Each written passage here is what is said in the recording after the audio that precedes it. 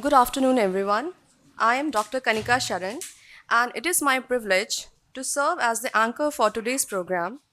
On behalf of the Center of Tribal Studies and the Development of Anthropology, University of Delhi, I extend a very warm welcome to all our distinguished guests, respected faculty members, scholars, students, and participants gathered here today for the World Environment Day. The discussion today will revolve around living with nature, tribal knowledge, environmental cosmologies, and sustainable futures. This year's global theme reminds us that sustainable future cannot be imagined without learning from communities that have long nurtured intimate and respectful relationships with nature. Tribal societies across the world have preserved ecological wisdom through their cultural practices, belief systems, and everyday interactions with the environment. Today's discussion offers an opportunity to reflect upon these knowledge systems and their relevance in addressing contemporary environmental challenges. Today, we are privileged to have the distinguished presence of our Dean Colleges, Professor Balaram Pani, as the chief guest, Professor Nupur Tiwari as guest of honor, along with a galaxy of distinguished panelists. To formally inaugurate the program, may I respectfully invite our distinguished guests to participate in the auspicious ceremonial lighting of the lamp. I also request the distinguished panelists to also join the ceremony.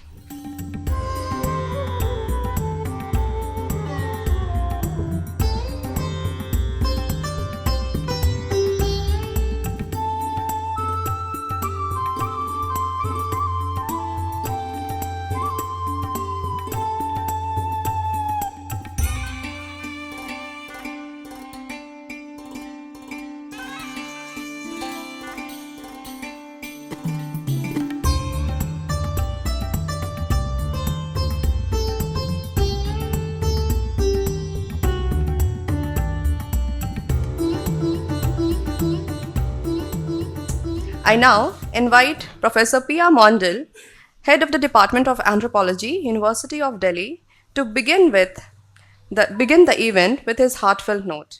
On behalf of the Department of Anthropology, University of Delhi, I invite you all and welcome you in this panel discussion on living with nature, tribal knowledge, environmental cosmologies, and sustainable futures.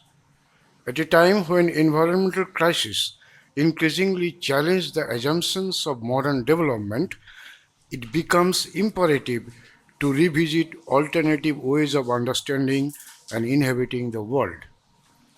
The Center for Tribal Studies has always maintained that tribal societies are not merely subject of academic inquiry, they are also repositories of knowledge, traditions that offer profound insights into questions of coexistence, reciprocity, and ecological responsibility.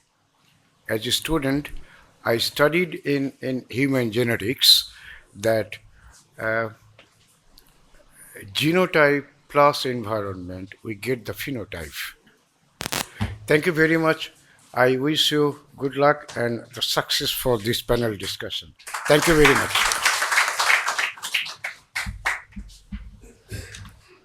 Thank you, sir, for your heartfelt words and for setting the tone for today's program.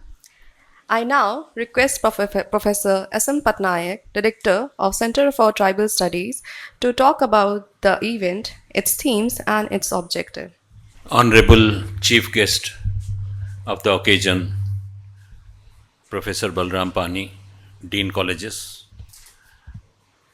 Guest of Honor, Professor Nupur Tiwari, distinguished panelist, all my esteemed and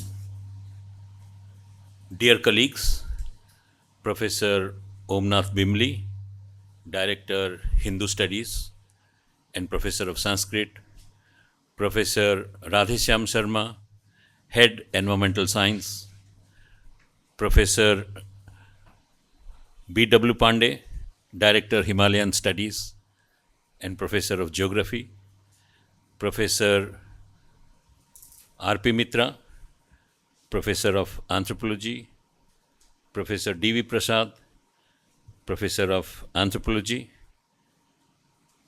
and Professor Kamei, Professor of English, and all my dear colleagues, Dr. Avitoli, Dr. Balian, Dr. Kennedy, and students from different institutes and universities. Now, this is like a Sagar Manthan. The metaphor which I could see today is like a Samudra Manthan. Scholars from different disciplines have preferred to cross their disciplinary boundary, and they have come here to put their mind on one single aspect. The aspect is environment. And we are really privileged to have the erudite presence of Professor Pani, who is a world-known environmental scientist. After obtaining immense experience and degrees from Indian Institute of Science, from Jawaharlal Nehru University, he has been serving Delhi University for last many years, and more importantly, as Dean Colleges, he has been building institutions, and one such institution which he has always nurtured is the Tribal Study Center. And Tribal Study Center has been housed within the premises of Department of Anthropology, and Professor Mondal, as head of the department, has been very kind to give us this permission to hold this in this premise. As you know, that I don't want to stand between you and the chief guest and guest of honor and the panelist, but I would like to sum up my points around three important aspects. Number one, we always use environment and nature synonymously. But that is a myth. That is something which needs to be deconstructed. When we talk about nature, human beings and human interference is not there. When we talk about environment, the human presence and human interference is there. And that brings out a paradigmatic difference. Like nature and environment stands for a binary, stands for a opposite, where there is a bridge and there is always a boundary. I always quote this popular example.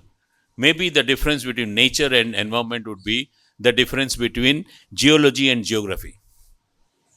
The difference between anthropology and archaeology. Excessive human activities. And that precisely has led us to a conclusion that how to understand nature and culture. What are the disciplinary boundaries that has helped us to understand nature and culture? One such disciplinary aspect is anthropology, and mainly the feminist anthropologist. They mainly talk about women as synonymous with nature, primarily because of the bodily qualities, and therefore nurturance, and men has transcended the body and therefore associated with culture, and that is how it interferes into the functioning of the nature. That is what Professor Bimali may think, that are we talking about the idea of Purush and Prakriti? When we talk about this idea of Purush and Prakriti, the philosophy of Sankhya tells us that there is a binary, but this binary is something which has to be transcended. And this binary has to be transcended, and that is how this whole Sanatan philosophy of understanding the interface between nature and culture, nature and nurture, Purush and Prakriti. Now, if you talk about nature and culture, we take culture as oppressive. oppressive, as colonizing the nature through technology, and therefore there has to be a precaution when we talk about nature and culture. But when we talk about Purush and Prakriti, there is a transcendence, and this transcendence is a desirable transcendence. And this desirable transcendence takes us to a different world or a different sphere of existence. Maybe if we think a tripartite division, nature and below nature is culture, and nature above nature is Purush or Prakriti. And that is what one of our famous anthropologists, Professor L.P. Vidyarthi, has long ago said, that the nature-man spirit complex, in early 60s when he was earning his degree from Chicago, he has identified this complex of nature-man spirit complex, that how the ideas about spirit, ideas about supernatural has led to a complex phenomenon which can be used as a template to understand human behavior in a natural context. When we talk about nature-human relationship, we also talk about a multi-species interaction. And when we talk about nature-human relationship, we also talk about a respect for biodiversity. And we also talk about the respect for Mother Earth. And that is what precisely the tribal communities' cosmology reflect. When Warrior Elvin asked the Bega that why are you not interested in the plough cultivation, the Begas replied that we are not interested to tear the breast of the Mother Earth by an iron blade. And that was the empathy, and that is something which has taught us an entirely different perspective on nature, culture, relationship. They were shifting cultivators, they were Sweden cultivators. So when we go back to our own roots, when we go back to our own culture, that is the tribal cultures, there what is reflected is the entire idea of Sanatan philosophy, the philosophy of being connectedness with nature, being embedded in nature, being possessed by the nature, rather than trying to control it. And this is what the tribal societies give this message to the entire world. And we have come here together to churn our ideas from the respective disciplines under the academic leadership of Professor Pani, that who has stayed as a guiding light for the Tribal Study Center. And gradually, sir, we are doing in our small way to project how the tribal philosophy, tribal knowledge can be so helpful for the nation, so helpful for the entire universe. Thank you so much.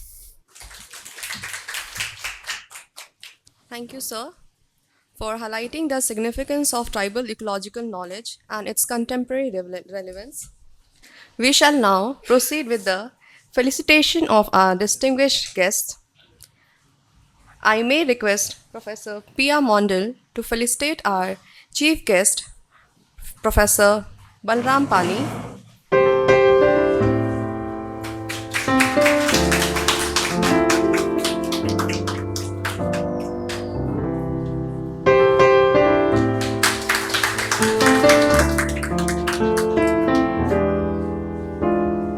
Request Professor S.N. Patnaik to felicitate guest of honor, Professor Nupur Tiwari.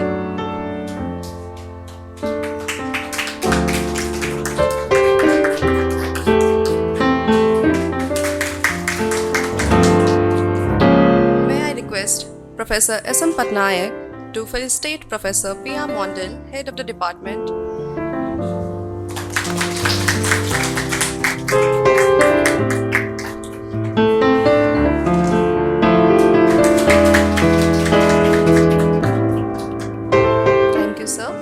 We shall now proceed with the felicitation of our distinguished panelist.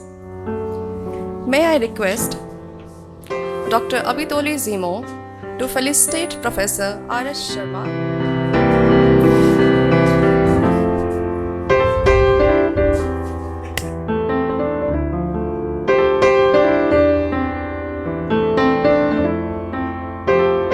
May I request Professor R.P. Mitra to felicitate Professor Nath Bimali.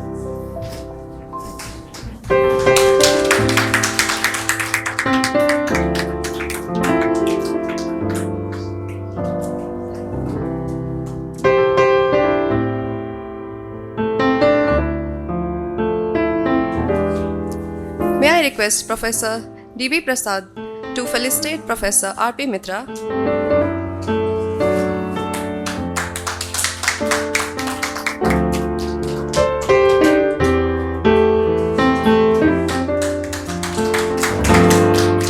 May I request Dr. Kennedy Singh to felicitate Professor D.V. Prasad.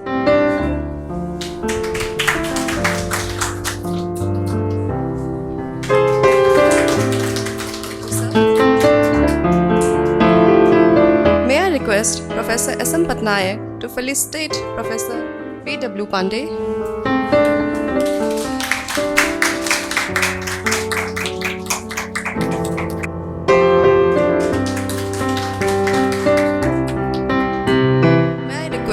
Professor S.M. Patnaik to felicitate Professor A. Kamei.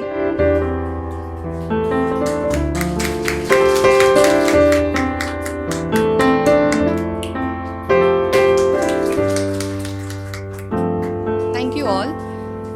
On behalf of Department of Anthropology and Center of Tribal Study, we extend our warm welcome to all STEAM panelists and discussants for joining us. Now, it is my honor to invite our chief guest, Professor Balaram Pani, a distinguished Indian academician, researcher, and senior administrator currently serving as the Dean of Colleges at the University of Delhi, to address. सबको नमस्कार. Good afternoon, everybody. Professor P.R. Mondal ji, Professor S.M. Patnaik ji, Professor Nupur Tiwari ji, panelist Professor Radhey Sharma ji, Professor Nath Bimali ji, Professor Pandey ji, Professor R.P. Mitra ji, Dr. Kamei, Professor D.P. Prasad ji, Dr. Abhi ji, Dr. M. Kennedy ji. And it is the, first of all, I congratulate you that you are celebrating, that is the Environmental Day, that is the living with nature, tribal knowledge, environmental cosmologies, and sustainable future.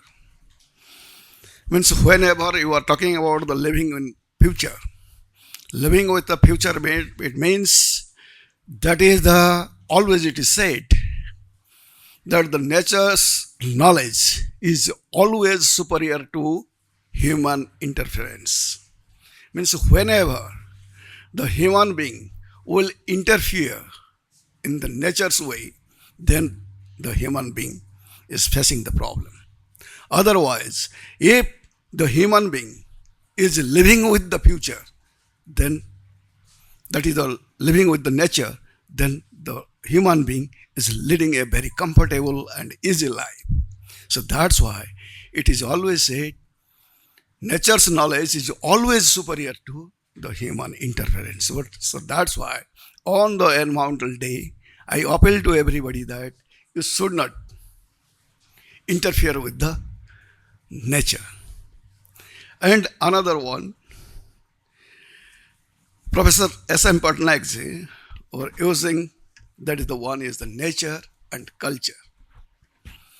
Culture you will have to cultivate. Means you in such a manner so that nature will be converted to the nature. Means here right now you are from the anything, means in the science, when after the 20 years it will be applied science. The similar way, if it is the culture you are cultivating again and again, then it will become the nature. So that is the beauty of that. This is the nature and culture. And Professor Patnaik, he was also saying that binary. The binary means in the environmental, binary, it is not the conflicting each other. It is always the complementary to each other. So whenever you will go side by side, means if the binary, they will complement to each other, then it will be giving you the sustainable future. What is the sustainable future? Nothing.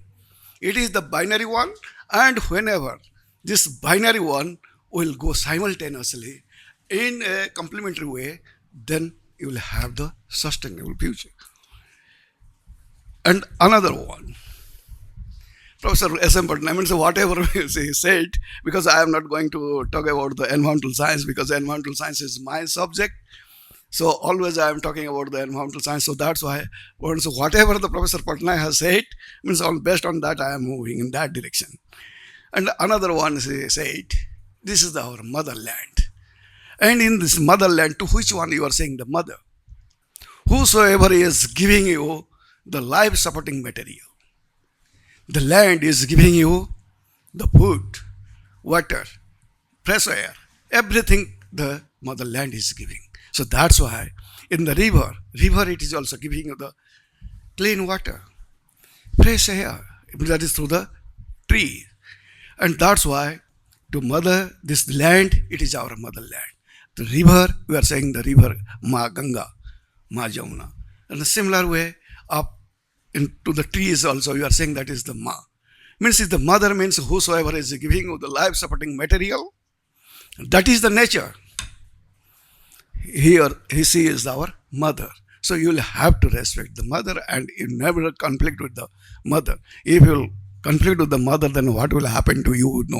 Means the orphan child, what happening to the orphan child, So similar way, if you will conflict with the mother, then you will be in problem. So every time you will have to nurture the nature. And plant is the only one which can control all types of pollutions. Means we are talking about the soil pollution, noise pollution, air pollution, water pollution, whatever it is. Only the plant is the only one which one will control the all types of pollutions, not only anyone else. So here we always talk about the problems. अब दिल्ली का एक हुआ, ये हो गया, वो हो गया, वो हो गया. Who is responsible? Means we will always, means whenever we will do the seminars or any workshop or anything, we will just count down the number of the problems. Who will find out the solution?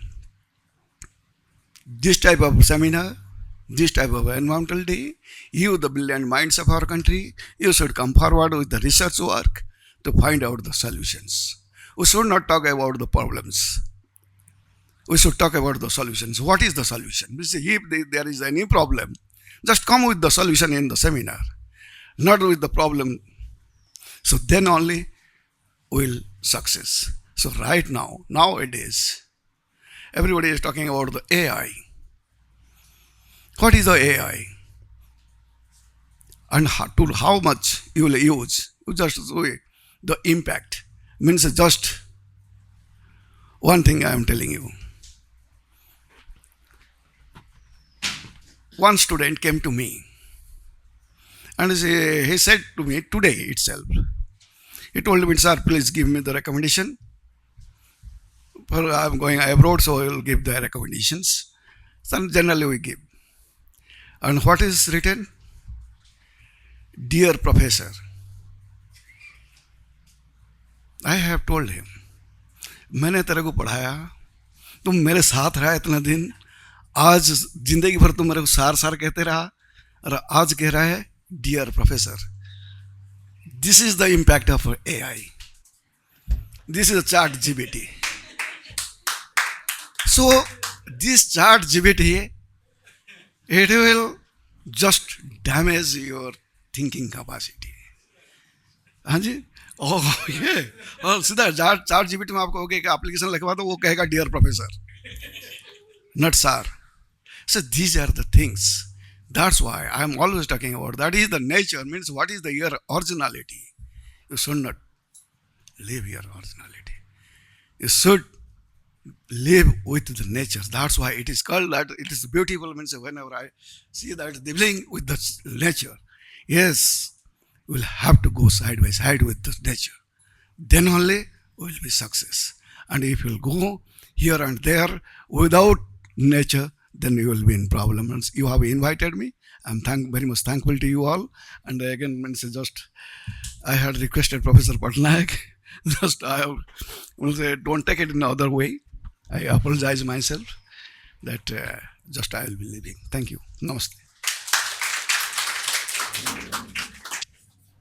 Thank you, sir, for your reflections on our motherland, understanding of challenges, possibilities surrounding sustainability and environmental stewardship, and also emphasizing on finding the solution for our concerns, environmental concerns.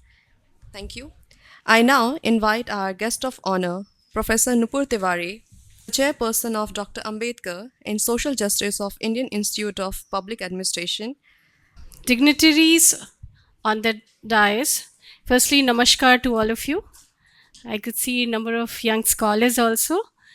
So, Professor Balaram Pani, who's just left right now, Professor S.M. Patnaik, Professor R.P. Mondal, other dignitaries, Professor Radhey Shyam Sharma ji, Professor Om Nath Bimali, Professor B.W. Pandey, Professor R.P. Mitra, and Dr. Kamei, Professor D.V. Prasad.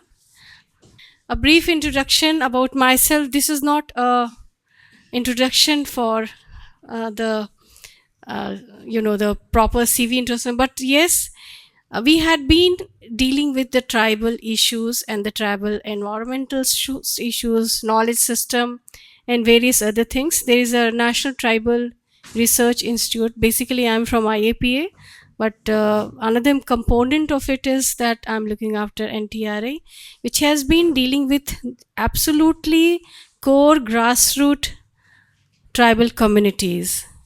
And this is working as a subordinate office of Ministry of Tribal Affairs. I'm really honored, Professor Patnaik, that you invited me to this very important panel discussion, especially on living with nature, as we are talking about the tribal and also worshipping their knowledge. So, a very brief understanding that what exactly is tribe. Has it been defined in our constitution? Because we go by the constitution. Any of the students, if you can just describe what is tribe. And when we talk about tribal knowledge, then whose knowledge? Has it been defined in the constitution? We have number of words.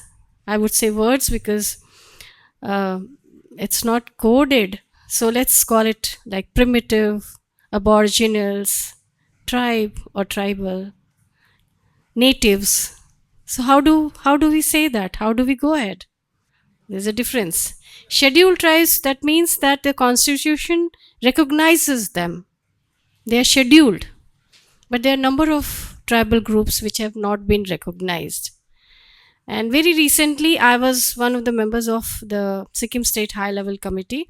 I also shared with Professor Patnaik that there are 12 left out tribal groups, the groups which have never ever got the ST status. Because if you are not getting the ST status, you're not the beneficiary of the government schemes, right? And we also don't consider you as ST. So to prove them that they are tribes, it was very difficult because some of the traits of Lokur committee, like primitive traits, shyness of contact, primitive agricultural culture. How will you prove that? What is shyness of contact? Everyone has a mobile phone in their hand. Everyone is, what we call that? They are very much into the world. They are nothing like shyness of contact or primitive agricultural traits. What is primitive traits, So why am I putting this? This is very important that we define those things in the constitution. Not saying that what says about Article 342, and more than that how much you value these things. We have 8.6% population of the country, which is tribal. And there's also 74 communities which are PVTGs, that is particularly vulnerable tribal groups. They are endangered tribe. They are on the verge of extinction. There are 74 communities and majorly that.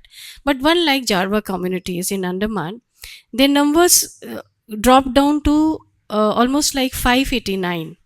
And after 4 years of effort, we are very proud that the number rose to 642.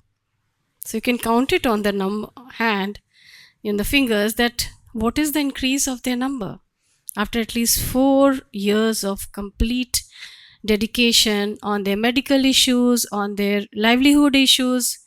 They have skin allergies. They cannot put on synthetic clothes because clothes were given. They used to eat, that Britannia biscuits. And since they dwell on those boards, like they're hunters and gatherers, so the canines started decaying. So their dependency on their own hunting and gathering totally got eroded, and they asked for rice and various other things.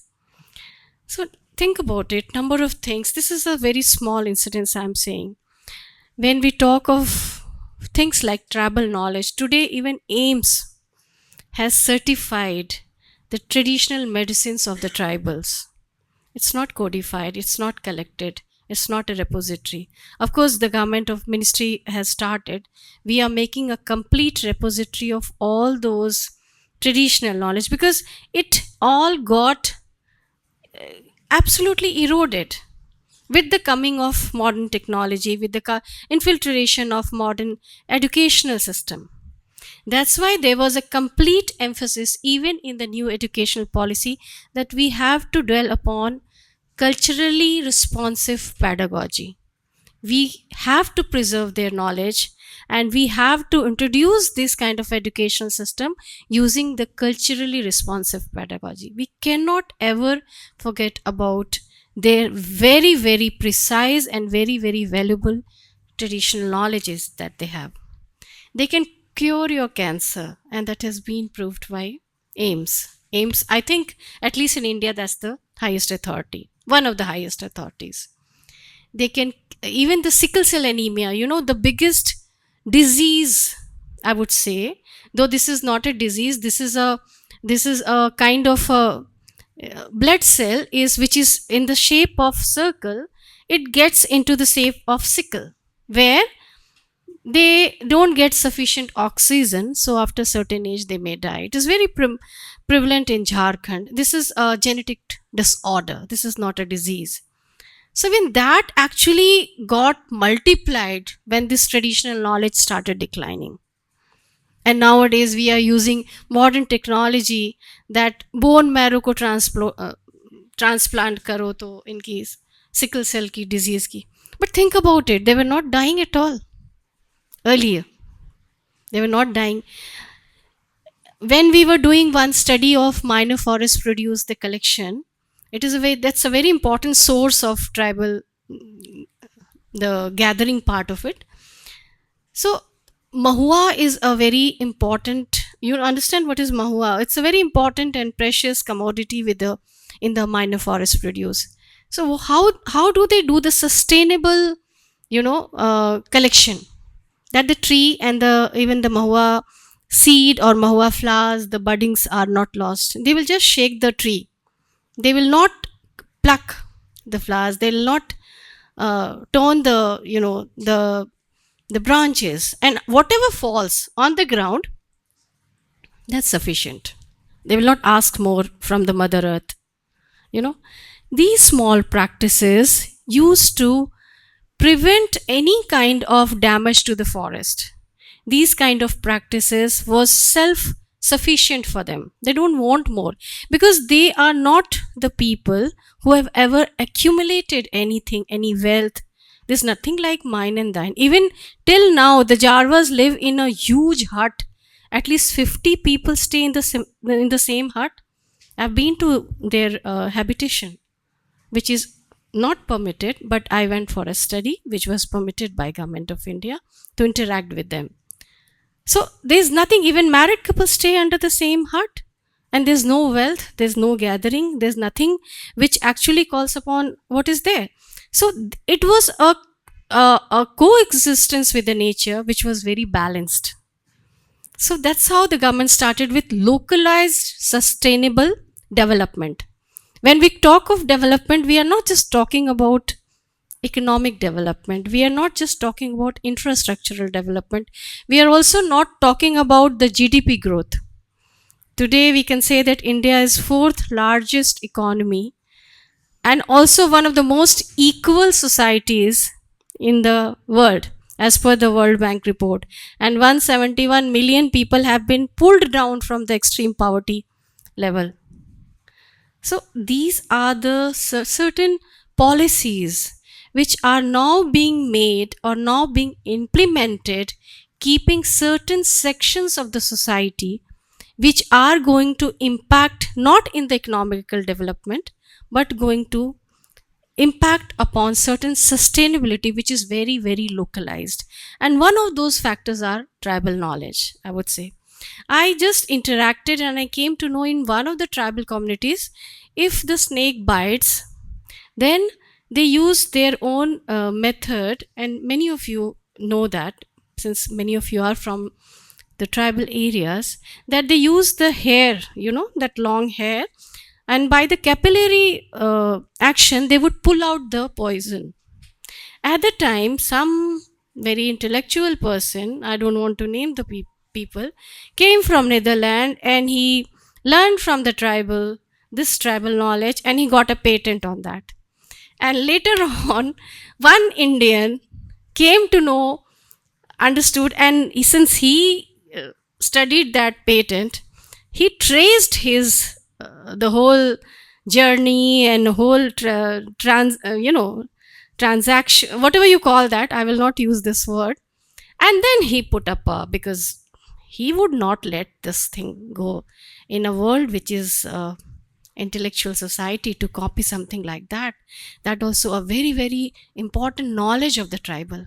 That is when the ministry started preserving and doing the patent of this tribal knowledge system, which is so precious and so important that you'd be surprised in some of the tribal areas, the girls marry the tree. When there was all those cutting down the trees and lots of things were happening, they would just stand, because I've married this tree, I'll protect this tree for lifelong till I'm alive. And when there was one kind of when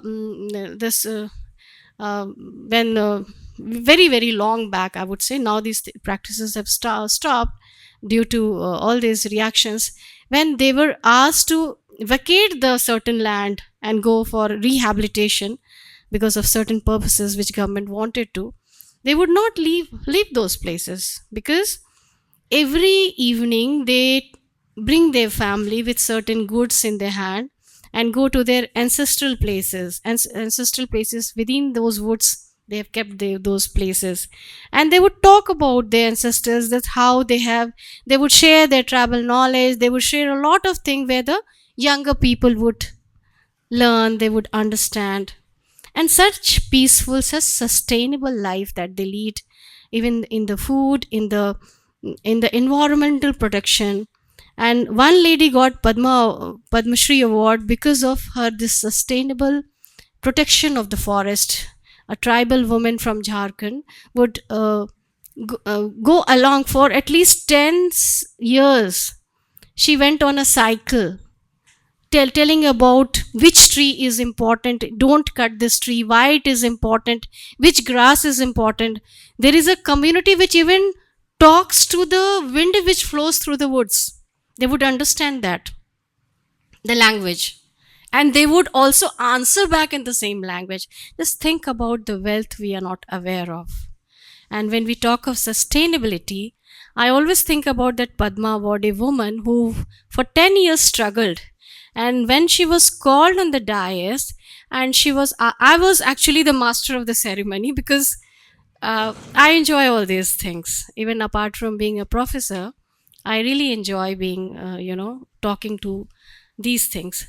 Then I was asked that she will get only 20 minutes, not more than that. 5 union ministers were sitting, including the home minister. I just said, Madam, aapko 5 minutes diya gaya hai. She looked at me, took the mic from my hand, and then spoke to the ministers.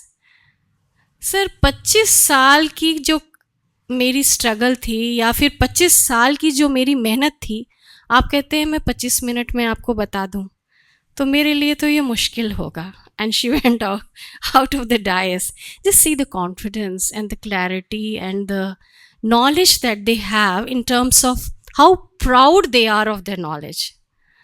So this is a small recitation of some of the facts which we are talking about. It is important to bring the anecdotes, and it's important to, because these are the lived realities of life. And that is so sustainable that when we talk of sustainable development per se for Viksit Bharat, we are actually going to that last forest, last village, which has now become the first village and the first forest for us to understand the term sustainability, the term tribal knowledge, and living with the nature. Thank you. Thank you, ma'am, for your valuable insights and thoughtful observation on cultural restoration, declining of traditional knowledge and practices and its preservance, localized sustainable development, and also your fieldwork interaction with several communities. We now move to the central segment of today's program, the panel discussion. The theme before us invite us to think human-nature relationships through the lens of indigenous and tribal knowledge system, environmental ethics, and sustainable futures. We are privileged to have with us an eminent panel representing diverse disciplinary perspective.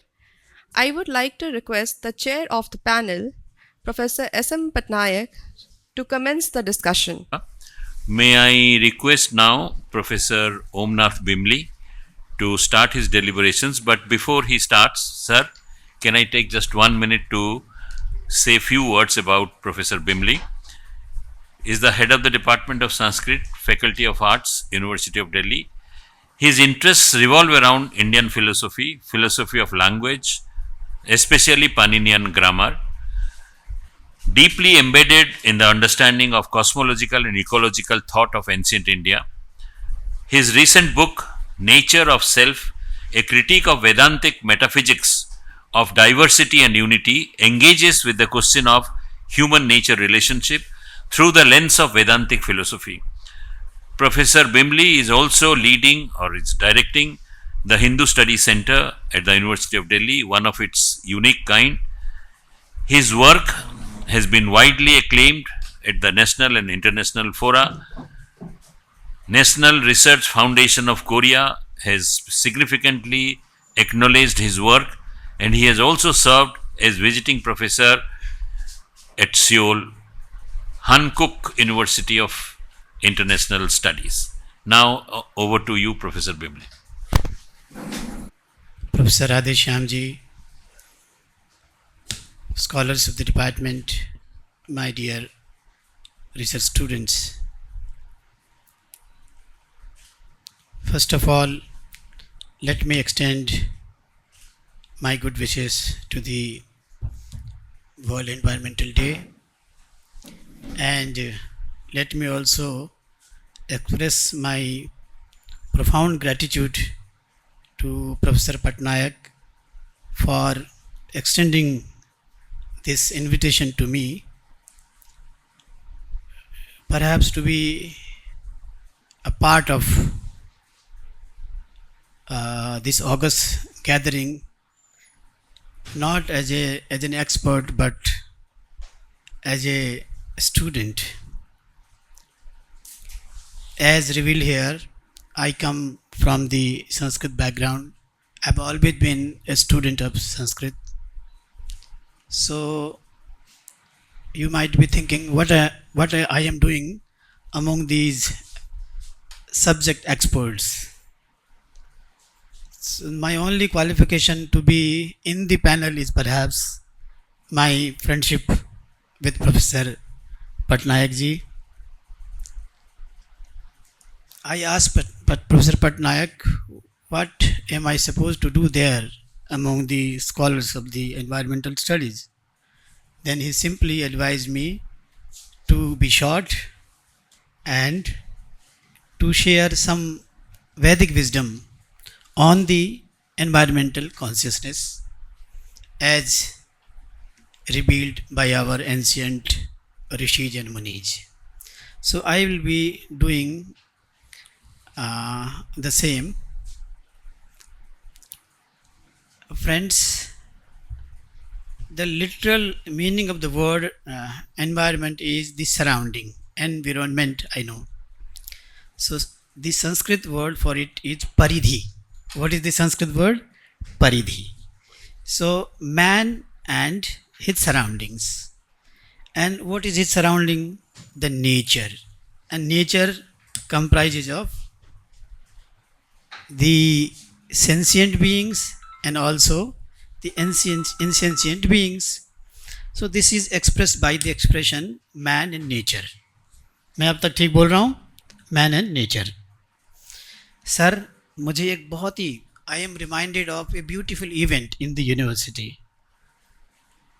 His Holiness Dalai Lama was there to deliver a lecture a few 10 years back in the university Viceroy Bhavan. Sir, this has been the habit with His Holiness Dalai Lama ji. He connects with his audience. इतनी अधिक उससे connect कर जाते हैं वो. When he finished his lecture, everyone was attentive to his words. He comes out with the simplest expressions, but the profoundest expressions. And time, it just stopped when he speaks. People become so attentive to his saintly smaller utterances, spoken in the broken English like me. तो sir, उन्होंने जब अपने lecture को समाप्त किया professor मंडल, तो professor PVC होते थे, प्रोफेसर टंडन, उन्होंने एक बात कही और वो बात मुझे मेरे हृदय में हमेशा के लिए बैठ गई. बोले कि when His Holiness speaks to the audience, it is never the case that His Holiness and the audience, but it is always the case that His Holiness in the audience. तो इससे मैं ये कनेक्ट करने का प्रयास कर रहा हूँ. Man and nature. When you say man and nature, you see these two phenomena distinctly independent. They are independent of each others. But when you say man in the nature, then you express the reality. There is a concept of yajña purusha in the Vedas. एक यज्ञीय पुरुष है जिससे क्या क्या उत्पन्न हुए हैं, जिससे सारा का सारा जड़ जगत उत्पन्न हुआ है, जिससे सारा का सारा चेतन जगत उत्पन्न हुआ है. इसीलिए जड़ चेतनात्मा के सारा अस्तित्व जो है वह one in the same source से आया हुआ है. So I am not only brother to the human beings, I am also brother to whatever is there before me. So everything is connected. Everything belongs to the same family. This has been the Vedic wisdom regarding the man and the nature. अगर man in the nature बनना आ जाए तो सारी समस्याओं का समाधान हो जाए. होता क्या है? Man becomes the master और man becomes the enjoyer and everything other than man becomes the enjoyed one. तो हमारे बीच में मास्टर और सर्वेंट का रिलेशनशिप हो जाता है. इसका मतलब क्या होता है कि मैं स्वयं अपने को ही देखता हूँ, अपने आप को ही केंद्र में रखता हूँ. अगर मैं अपने आप को केंद्र में रखता हूँ और सब कुछ को मैं अपने वास्ते समझ रहा हूँ, तो इसका मतलब है कि मैं अस्तित्व को नहीं समझ रहा हूँ. आई am not in A proper understanding of the existence. मैं डिफरेंस को देख रहा हूँ, मैं उनके बीच में इंटरकनेक्टेडनेस को नहीं देख रहा हूँ. और ऋषि मैन और नेचर को एक इंटरकनेक्टेड होल सिस्टम के रूप में देखता है. तो ऋषि की जो दृष्टि है, अगर आज की भाषा में बात करें तो हम उसको ये कह सकते हैं कि एक उर्दू का शब्द है इख्तलाते. उसका अर्थ होता है संयोग कि चमन में इख्तलाते रंगे बू से बात बना करती है। हाँ, उद्यान की शोभा किससे होती है? एक उसके सुगंध से और इसके रंग से। चमन में इख्तलाते रंगे बू से बात बना करती है। हम ही हम हैं तो क्या हम हैं, तुम ही तुम हो तो क्या तुम हो। अगर नेचर भी है और मैं भी हूँ तो इसका मतलब यह है कि मैंने नेचर को ठीक से समझा, मैं अपने आप को नेचर से अलग करके देख नहीं पा रहा हूँ। यही मेरी प्रज्ञा है। एक वेद का एक्सप्रेशन, यत्र विश्वम भवत्येक नीडम। नीड शब्द का अर्थ क्या होता है सर? घोंसला। जहाँ सारा एग्जिस्टेंस, मैन एंड नेचर एक बन करके अपने आप को अभिव्यक्त करता है, वही विश्व जो है आइडियल विश्व होता है। अदरवाइज क्या होता है कि जब तक आप रहे तब तक आपने नेचर को रहने नहीं दिया। तो एक दो एक्सप्रेशन है, मैं सोच के आया आपको बताने के लिए कि कुछ इस अदा से आज वो पहलू नशी रहे, जब तक वो रहे हम न रहे। जब तक आप रहोगे तब तक प्रकृति को नहीं रहने दोगे, तो इसका मतलब आप अपने विध्वंस की सामग्री आप जुटा रहे हो। आप देख लीजिए, इसीलिए अवयवी, अभी बहुत ही प्यारी बात हो रही थी कि प्रकृति शब्द है ना, प्रकृति, nature, Radhe Shyam sir, nature. Bhagavad Gita में कहा गया कि नेचर के दो प्रकार हैं, जो परा प्रकृति एंड अपरा प्रकृति। तो जिसको नेचर कहते हैं, जिसको जड़ और चराचर जगत कहते हैं, अगर उस चराचर जगत को आप नेचर कहते हैं और उस नेचर को देखने वाला, सबसे पहले क्या हुआ होगा? मनुष्य ने जब आँख खोला होगा तो सामने ये सब चीज़ें देखी होंगी। जब सामने देखी होंगी तो अपने आप को दृष्टा समझा होगा, इस सब को दृश्य समझा होगा। और दृष्टा और दृश्य में तो भेद होता है, लेकिन जब उसको फिलोसॉफिकल अंडरस्टैंडिंग हो जाती है, जब उसको कॉस्मोलॉजिकल अंडरस्टैंडिंग हो जाती है, कैसे चीज़ें इवॉल्व होती हैं, इवोल्यूशन के बारे में अंडरस्टैंडिंग हो जाती है, तब उसको ये पता लगता है कि I belong to the one in the same source, जहाँ से सब कुछ बिलोंग करते हैं। इस तरह से इस तरह के एक्सप्रेशन आई हुई है। भगवत गीता का वो वाक्य है, सर्वभूतस्थम आत्मानम सर्वभूतानि चात्मनि। If I look at myself as the essence of every charachar jagat, and if I look at the charachar jagat as my essence, तो मैं रियल अंडरस्टैंडिंग तब मुझ में घटित होती है। अब वेद के सिंपलेस्ट अटरेंसेस को देख लीजिए, एक सेंटली अटरेंसेस को देख लीजिए। एनवायरनमेंट को लेकर के वैदिक ऋषि कहता है कि मधुवाता ऋतायन्ते, ये सारा का सारा वायुमंडल है मेरे कल्याण के लिए होवे। मधुक्षरन्ति सिंधवा, ये जो नदियां हैं मेरे कल्याण के लिए प्रवाहित हों, और ये जो गौएं हैं मेरे कल्याण के लिए हों, ये जो अश्व हैं वो मेरे कल्याण के लिए हैं, और ये धन धान्य है ये सब मेरे कल्याण के लिए। ये कैसे हो सकता है? हमारे यहाँ की फिलोसॉफिकल ट्रेडिशंस में कहा जाता है कि सब कुछ चेतन है। आप लोगों ने एक बाल्लभ दर्शन का नाम सुना है? एक बल्लभ संप्रदाय है अद्वैत वेदांत का। ये उड़ीसा में और बंगाल में तो बहुत प्रसिद्ध हुआ, मुंबई में भी प्रसिद्ध था। उनकी एक फिलॉसफी है आविर्भाव और तिरोभाव। क्या है विद्यार्थियों? आविर्भाव और तिरोभाव।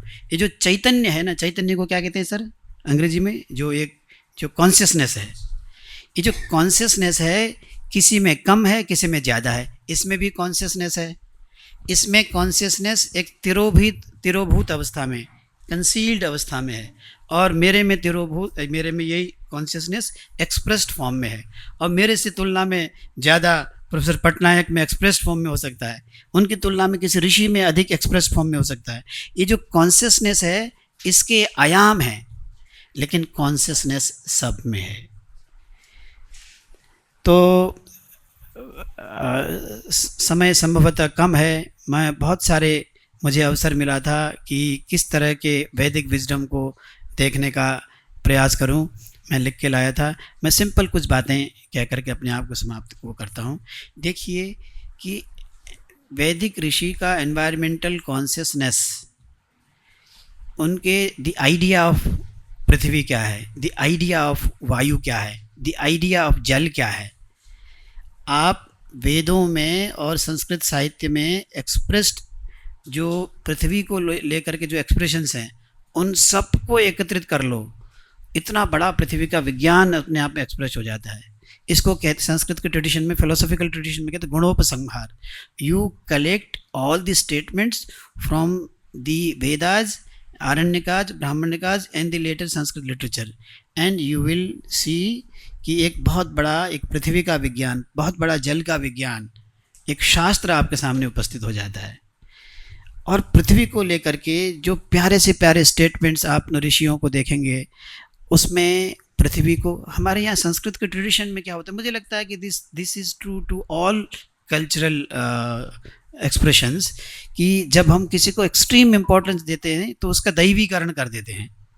तो आप देखोगे वेद क्या है अपने आप में, वेद कुछ नहीं है, ऋग्वेद से लेकर के अथर्ववेद तक, और संहिता से लेकर के ब्राह्मण ग्रंथों से लेकर के आरण्य ग्रंथों से लेकर के उपनिषद, सब जो है ना मैन एंड नेचर का की ही कथा कह रहे होते हैं। मैन एंड नेचर से अलावा कुछ है नहीं सर। इसीलिए नेचर के फोर्सेस को डिविनिटी के रूप में हम लोगों ने देखा, माँ के रूप में देखा, पिता के रूप में देखा। एक सामान्य मनुष्य क्या कर सकता है, किसी का दैवीकरण कर सकता है। इसलिए आप देखोगे पृथ्वी का दैवीकरण किया गया, अग्नि का दैवीकरण किया गया, और मनुष्य कहता है इदम अग्नये इदम न मम, इदम सोमाय इदम न मम, इदम चंद्रमसे इदम न मम। ये चंद्रमा मेरे लिए है, मैं चंद्रमा के लिए हूँ, ये वायु मेरे लिए नहीं, मैं वायु के लिए हूँ। ऐसी दृष्टि को अगर हम कल्टीवेट करते हैं तो हम वैदिक ऋषि की वाणी को समझते हैं। तो इस तरह के एक्सप्रेशंस हैं। पृथ्वी को माता कहा गया। भूमि सूक्त के बारे में मैडम, प्रोफेसर तिवारी मैडम, आपको मालूम है भूमि सूक्त में कि भूमि के साथ मनुष्य का क्या संबंध होना चाहिए, इसका एक प्रोफाउंड, एक फिलोसॉफिकल अभिव्यक्ति की गई है। और भूमि को माता कहा गया है, और ये कहने का प्रयास किया गया है कि माता का आप दोहन कर सकते हो, कितनी सीमा तक माता का दोहन कर सकते हो। माता का दोहन आप माता के दुग्ध से अपने आप को पुष्ट कर सकते हो, लेकिन इतना ही तो दोहन करोगे माता का जिससे कि आपका पोषण हो जाए, आप नर्चर हो जाओ। लेकिन माता के स्तन से आपको खून निकालने का तो अधिकार नहीं है। तो रिसेंटली मानवता क्या कर रही है, मानवता पृथ्वी को खोद करके पृथ्वी का संहरण कर रही है। आप दिल्ली में देख लीजिए, जावेद अख्तर की 2 लाइनें हैं। ये जो ऊंची ऊंची बिल्डिंगें बनी है ना सर, कि ऊंची ऊंची बिल्डिंगें बनी, लोग बेमकान हो गए। और क्या है कि ऊंची ऊंची दीवारों से मकान मेरा घिर गया। बहुत ही प्यारा एक्सप्रेशन है। इससे अच्छा एक्सप्रेशन क्या हो सकता है पृथ्वी सूक्त के लिए। ऊंची ऊंची दीवारों से मकान मेरा घिर गया, कुछ लोग मेरे हिस्से का सूरज भी खा गए। आप वेदों में देख लीजिए, आप उसके बाद में उपनिषद ग्रंथों में देख लीजिए, जो कॉस्मोलॉजी की बात हो रही है, environmental cosmology. Cosmology is environmental in nature. जिस तरह से पंचभूत की बात सर कर रहे थे, सारा का सारा सत्व रजस तमस से लेकर के, पंच तन्मात्राओं से लेकर के, पंचभूत से लेकर के सारा विकास जो हुआ है, आप ये देख लीजिए कि अद्वैत वेदांत में और सांख्य में क्या अंतर है। अद्वैत वेदांत, सांख्य accepts the independent reality of Purusha and Prakriti. Purusha is independent of Prakriti and Prakriti is independent of Purusha, but they coexist.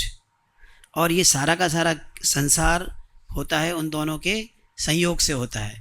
Otherwise you cannot imagine the existence or emergence of this worldly phenomenon without the union of Purusha or Prakriti. So every single thing in the world comes from the union of Prakriti and Purusha. Then you cannot be abusive to Purusha part of the existence, you cannot be abusive to the Prakriti part of the existence.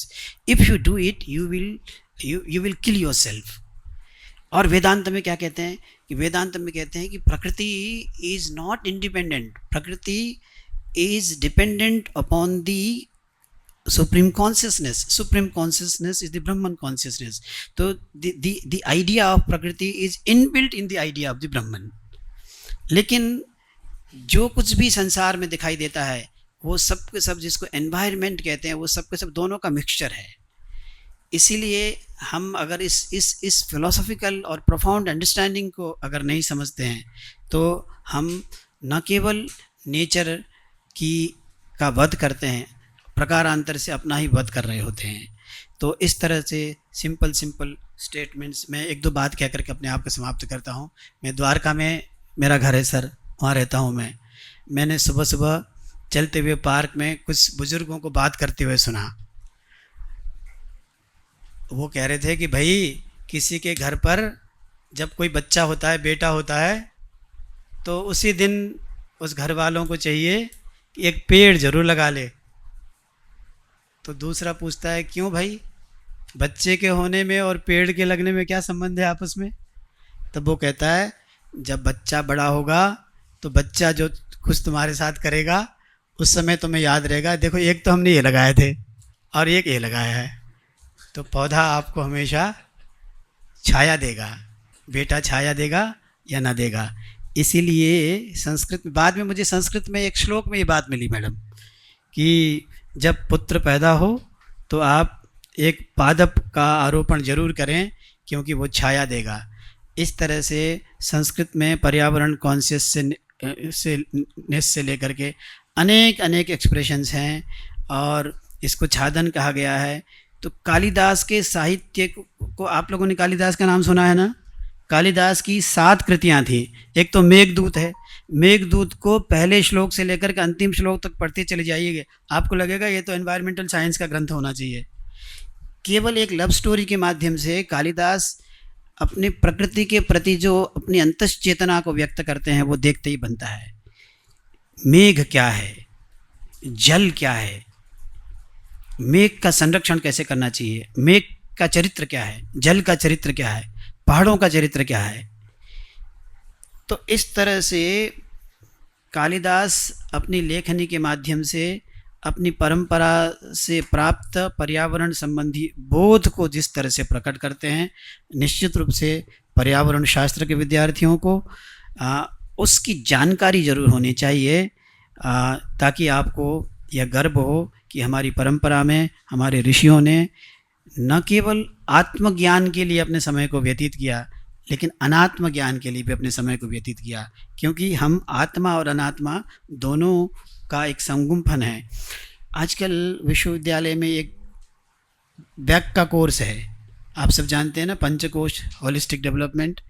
पंचकोश क्या है आप देख लीजिए, जिसको आप मनोमय कोश कहते हैं, जिसको आप प्राणमय कोश कहते हैं, जिसको आप विज्ञानमय कोश कहते हैं, जिसको आप आनंदमय कोश कहते हैं। इन 5 कोशों के भीतर छुपा हुआ है जो मूल पुरुष तत्व है। इसका मतलब ये मूल पुरुष तत्व आवृत है इन 5 से, इन 5 के भीतर वह मूल पुरुष तत्व है। इसीलिए मनुष्य क्या है, प्राणी क्या है, कुछ नहीं है, इन 5 में आच्छन्न एक कॉन्शियसनेस है। इसलिए पुरुष को एज ए होल, अपने आप को भी एज ए होल अगर नहीं समझना है तो ये जो बैलेंस है ना, एक बैलेंस नहीं होगा। आपके शरीर के जितने भी लेयर्स हैं उनमें अगर बैलेंस नहीं होगा तो इसका मतलब सीधा मतलब है कि पर्यावरण के साथ आपका बैलेंस नहीं हो रहा है। इसका मतलब जो सबसे नीचे छुपा हुआ जो पुरुष है, जिसको आप मैन कह लीजिए, और मैन के ऊपर जो 5 है उसको नेचर कह लीजिए, मैन और नेचर दोनों के बीच में बैलेंस होगा तो सस्टेनेबल डेवलपमेंट होगा, नहीं तो सस्टेनेबल डेवलपमेंट नहीं होगा। इसीलिए इसी समत्व को, इसी बैलेंस को हमारे यहाँ कहते हैं समत्वम योग उच्यते। योग इज नॉट ओनली अबाउट चित्तवृत्ति निरोध, योग इज नॉट ओनली अबाउट कर्मणि कौशलम, योग is also about the idea of balancing. ये तीनों मिलाकर के योग होता है। बोलिए मेरे साथ, योगः चित्तवृत्ति निरोधः, योगः कर्मसु कौशलम और समत्वम योग उच्यते। इसका सीधा सा मतलब होता है मेरी चित्त की वृत्तियों का निरोध जब होता है तब योग होता है, और उस योग होने की वजह से मेरे सारे कर्मों में कौशल आता है, और सारे कर्मों में कौशल जब आ जाते हैं तो मेरे अंदर एक समता विकसित होती है। उसी समत्वम योग उच्यते को आपको पर्यावरण के संदर्भ में भी सोचना चाहिए, ट्राइबल नॉलेज की बात है, एनवायरमेंटल कॉस्मोलॉजी की बात है, ये बात ज़रूर सोची जानी चाहिए कि ट्राइब्स हमारे यहाँ की बहुत सारी ट्राइबल लैंग्वेजेस ख़त्म हो गई हैं, और ट्राइबल लैंग्वेजेस ख़त्म हो रही हैं तो इसका मतलब नॉलेज के ट्रेजर्स ख़त्म हो रहे हैं। इसीलिए एक एक नॉलेज सिस्टम को रखना है। फोकलोर लिटरेचर है, हमारे पास जितनी ज्ञान राशि है उससे अधिक ज्ञान राशि इन ट्राइबल एक्सप्रेशंस में है। तो कुल मिला करके अगर हम ट्राइबल नॉलेज की बात करें तो उसको ट्रेजर बनाने की ज़रूरत है, उस एंडेंजर्ड लैंग्वेजेस को प्रोटेक्ट करने की ज़रूरत है, एंडेंजर्ड जो कम्युनिटीज़ हैं उनके संरक्षण की आवश्यकता है। तो जो सेंटर फॉर ट्राइबल स्टडीज़ है, डिपार्टमेंट ऑफ एंथ्रोपोलॉजी है, ये एक गुरुतर दायित्व को का वहन करने वाले एकेडमिक डोमेन्स हैं। मैं आप सबको प्रणाम करता हूँ। बहुत बहुत धन्यवाद।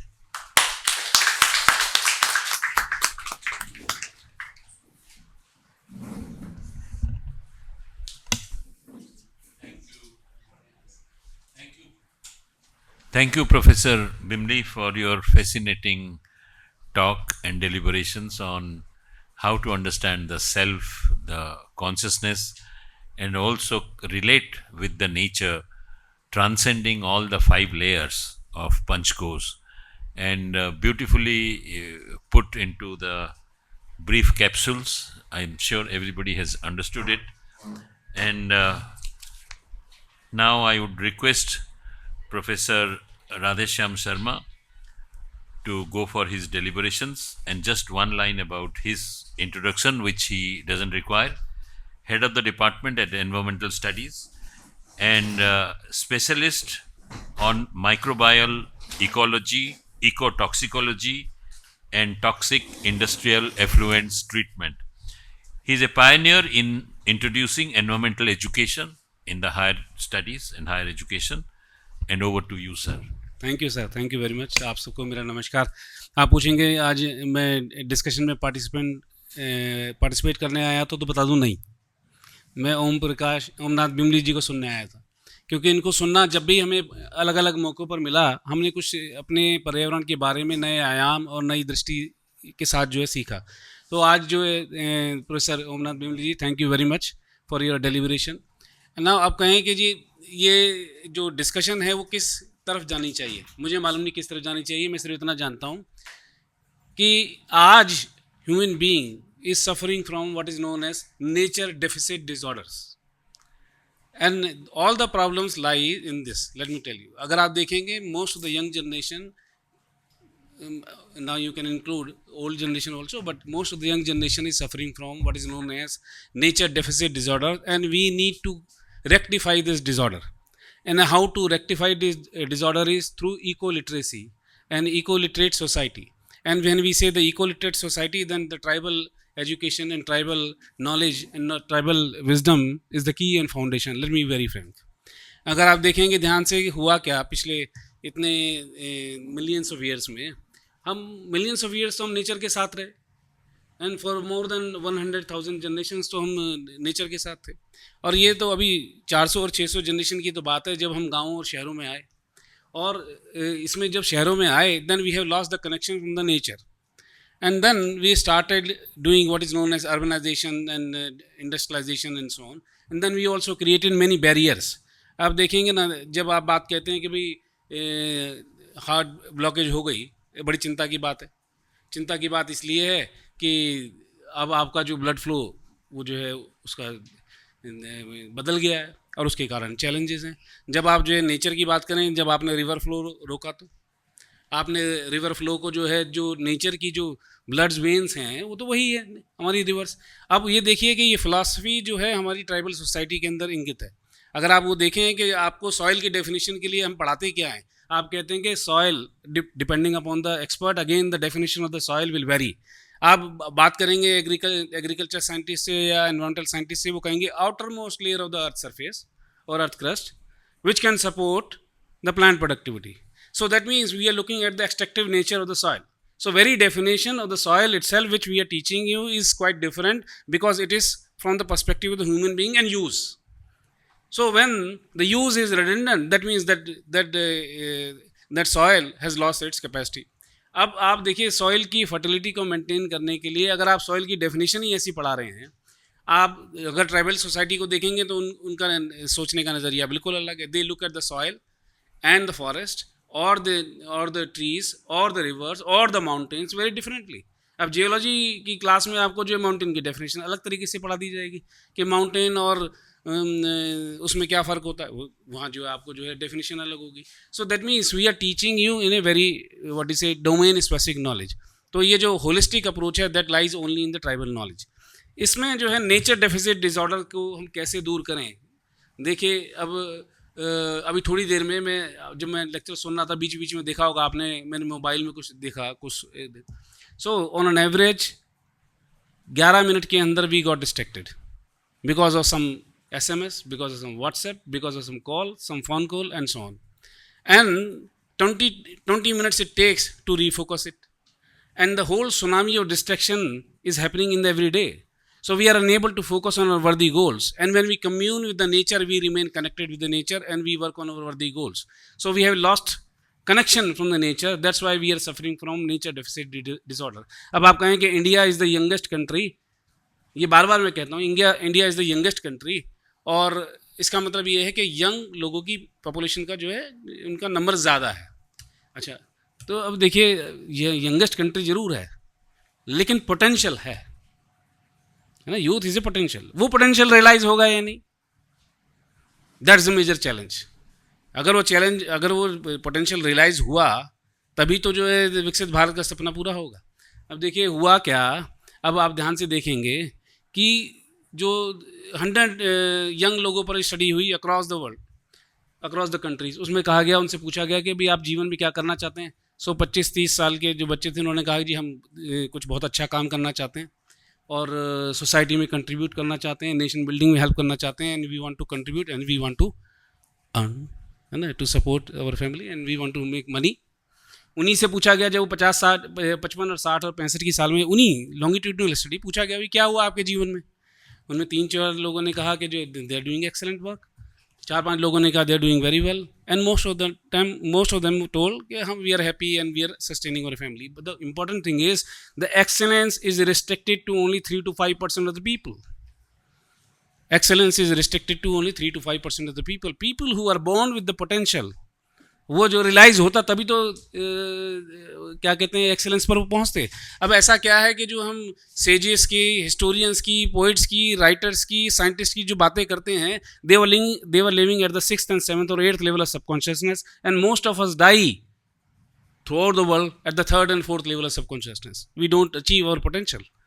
So when we say India is the youngest country, तो पोटेंशियल है. रियलाइज तब होगा when excellence is common, not restricted to the 3 and 5% of the people, and the foundation lies because they lost connection with the nature, because there are lower order of needs and higher order of needs, and lower order of needs are met by ecosystems and biodiversity in the nature, and the higher order of needs where the excellence lies, where the historians, writers and poets, they work at the 7th and 8th level of subconsciousness, they do not reach, we do not reach.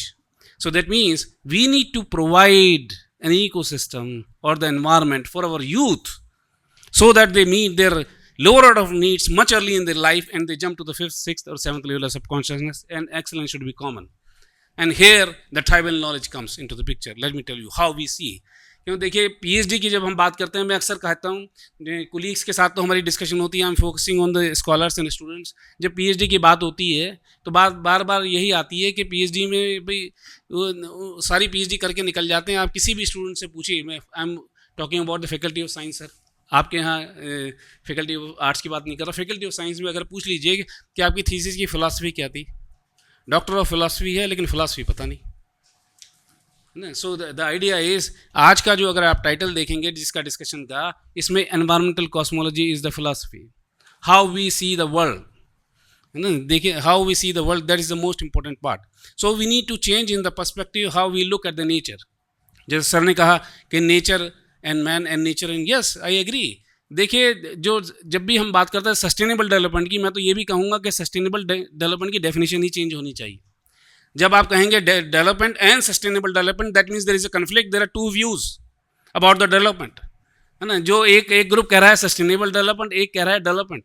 So when there is a conflict, only then there is a how we can achieve the sustainable development. देखिए ना, जब हमने health की जो अपनी definition बदली, UN ने भी उसको एक्सेप्ट किया कि जब हेल्थ की डेफिनेशन में कहा गया कि ऐसा नहीं है कि absence of disease is the only health, इसमें जो है आपकी spiritual health, psychological health and other health और mental health, they are also part of it. So that means ऐसी तरीके से हमें हेल्थ की डेफिनेशन को, ये सस्टेनेबल डेवलपमेंट की जो बात करते हैं, डेवलपमेंट की definition has to be change where sustainability is the part of it. It is not the second choice or second view. So once we focus on those aspects, only then we can achieve the sustainable development, otherwise not. And this definition lies again in the tribal knowledge, where you see the development means how to live with the nature, not how to see the nature. Because आप देखें जो perspective, the whole perspective about the nature is because we look at it as a resource, but it's not, है ना. देखिए उसमें जो बार बार हम जब पढ़ाते हुए कहते हैं इकोसिस्टम्स में, तो वही है जिसमें human being is inside the ecosystem, inside the nature, it's part of it.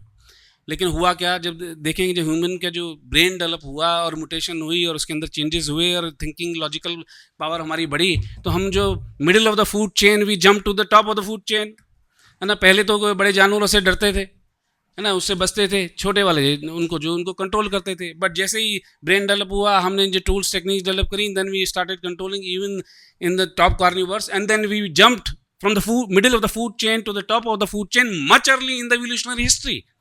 And then that's the problem lies, where we started controlling the whole food chain, food web and the ecosystem, and we became the master. But we lost it कि भाई देखिए, हमें sir ने कहा अभी कि जब आप रिवर की बात कर रहे हैं, रिवर पोल्यूटेड है तो आपका ब्लड पोल्यूटेड है, अगर जो सॉइल पोल्यूटेड है तो आपका फूड पोल्यूटेड है ना. So whatever you see outside that is inside. This is called Advaitavad. जो सर ने कहा नॉन ड्यूलिज्म की जो परिभाषा सर ने समझाई वो यही थी कि नॉन ड्यूलिस्टिक अप्रोच इज अद्वैतवाद, जिसमें मैं और नेचर कोई अलग नहीं है, पार्ट भी नहीं. मैं ये भी नहीं कहूँगा कि we are part of the nature, मैं कह रहा हूँ there is no difference between the nature and us. So this is called non dualism, this is called Advaitavad. तो ये जो हमारी फिलॉसफी है नॉन ड्यूलिस्टिक अप्रोच की, वो यही है कि we are the nature and nature is we. There is no difference. अगर आप नेचर में कोई डिस्टर्बेंस है तो that means there is a disturbance in your body itself. When river is polluted that means there is a challenge in your health also, there is no doubt. So there is no difference. तो ये जो philosophy है, आई respect professor Bimli जी, आपने आज इसको उठाया. तो tribal knowledge इसकी फाउंडेशन है. इसमें देखिए, आप मुझे कहेंगे बच्चों को कहिए कि ट्राइबल नॉलेज पर काम करिए, ट्राइबल हमारा जो बहुत एंसेस्ट्रल नॉलेज है और we are very old civilisation. क्यों करे भाई वो काम, मैं पूछ रहा हूँ, वो क्यों करे, है ना. Everybody wants to grow in life, है ना. यंग जनरेशन को कहेंगे जी आप, एक शेर है, उन्होंने शेर सुनाया तो मैंने भी शेर सुना देता हूँ. उन्होंने कहा वो आज हम आपको कहें जी आज करिए, आप कुछ ऐसा काम करिए जिसमें परिवर्तन आएगा और जो है समाज में जो है और उसके साथ देश में भी जो प्रगति होगी, और जो है ट्राइबल नॉलेज पर आप काम करिए. मैं ट्राइबल नॉलेज इसलिए कह रहा हूँ क्योंकि आज का मुद्दा यही है. आप कहेंगे करते हो शेख जी आज हमको नसीहतें, है ना. शबाब कहते हैं यंग यूथ. तो ये आप मुझे कह रहे हैं, जब मैं आपको कह रहा हूँ ना ट्राइबल नॉलेज पे काम करिए, आप मुझे कह रहे हैं करते हो शेख जी आज हमको नसीहतें, क्या क्या ना किया होगा तुमने शबाब में, आपने यूथ में आपने पता नहीं क्या होगा, आप मुझे जो सलाह दे रहे हैं. सी देखिए, tribal knowledge, now I want to state very clearly, see this knowledge if we tap, you are going to rule the market, global market in coming decades, no doubt. You will be billionaire. So that means this knowledge has to be translated into marketable product, processes and policies and practices. And once we learn this practice, it's not only learning the tribal knowledge, how to translate this knowledge into marketable product is the challenge. And here we need to train. I suggest in Center for Tribal Studies, we need to introduce such courses where we can train our students in the interface of this theory into practice. For example, अब देखिए ना, UN बार बार जो है क्यों India की example देता है, कहता है कि जी जो कानी ट्राइब का जो टिपिकल एग्जाम्पल जो दिया जाता है, और यूएन ने कहा कि जो India has given this example and such example has to be replicated throughout the world. जिसमें जब आपको ये स्टोरी पहले भी सुनी होगी, मैं दोबारा सुना देता हूँ, जिसमें कहा गया कि जो वेस्टर्न घाट्स में जो साइंटिस्ट जो है वो ट्रैवल कर रहे थे, दे वर क्लाइंबिंग द माउंटेन्स और दे वर डूइंग द सर्वे, और जो पोर्टर थे उनका सामान लेकर चल रहे थे, साइंटिस्ट थक जाते थे, बीच में पानी पीते थे, कुछ खाते थे, उन्होंने देखा पोर्टर तो कुछ करते ही नहीं, and they are carrying our load also. उन्होंने देखा कि बीच में कोई पत्ता तोड़ के खा लेते हैं. उन्होंने पूछा भाई साहब होता क्या है, हम तो इतना कैरी कर रहे हैं, आप इतना हमारा लोड भी कैरी कर रहे हो, and we are getting tired in between, and आपको कुछ होगा नहीं. साहब ये जो पत्ती ऐसे खा लो तो जो हमें कोई थकान नहीं होती. They brought that plant Arogya Pacha to the lab, and the CSR lab, they have isolated the active principle, and they identified the active principle which is anti-fatigue, and they produce a product called Jeevani that is into the market, and the patent has been granted to the scientist where the Kani tribe was also a partner.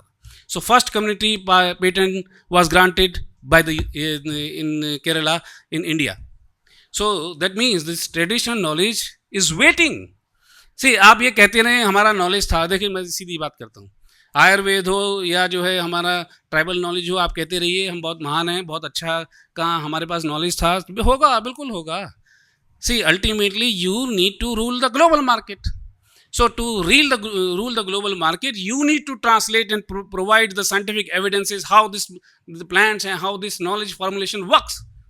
Only then you can. So here the potential lies, because right now the government has several schemes, not only studying the tribal knowledge but also to work on the scientific evidence and practices of these tribal knowledge, so that we can translate those tribal knowledge into the marketable products.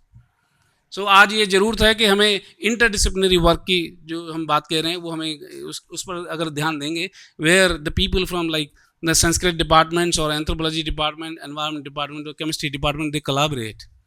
And देखिए the collaboration का सबसे पहला example कोई आपसे पूछे successful collaboration का, जिसमें importance आती है, तो क्या आता है आपके दिमाग में? बताइए क्या आता है? कोई याद है? नहीं याद, हम बता देते हैं. सर ने प्रोफेसर पटनायक सुबह एग्जाम्पल दिया था, समुद्र मंथन. समुद्र मंथन के अंदर देखिए हुआ था नहीं हुआ तो बात की बात है, लेकिन एक एग्जाम्पल बिल्कुल क्लियर है. The people from opposite nature, देवता, एंड दे कोलैबोरेटेड,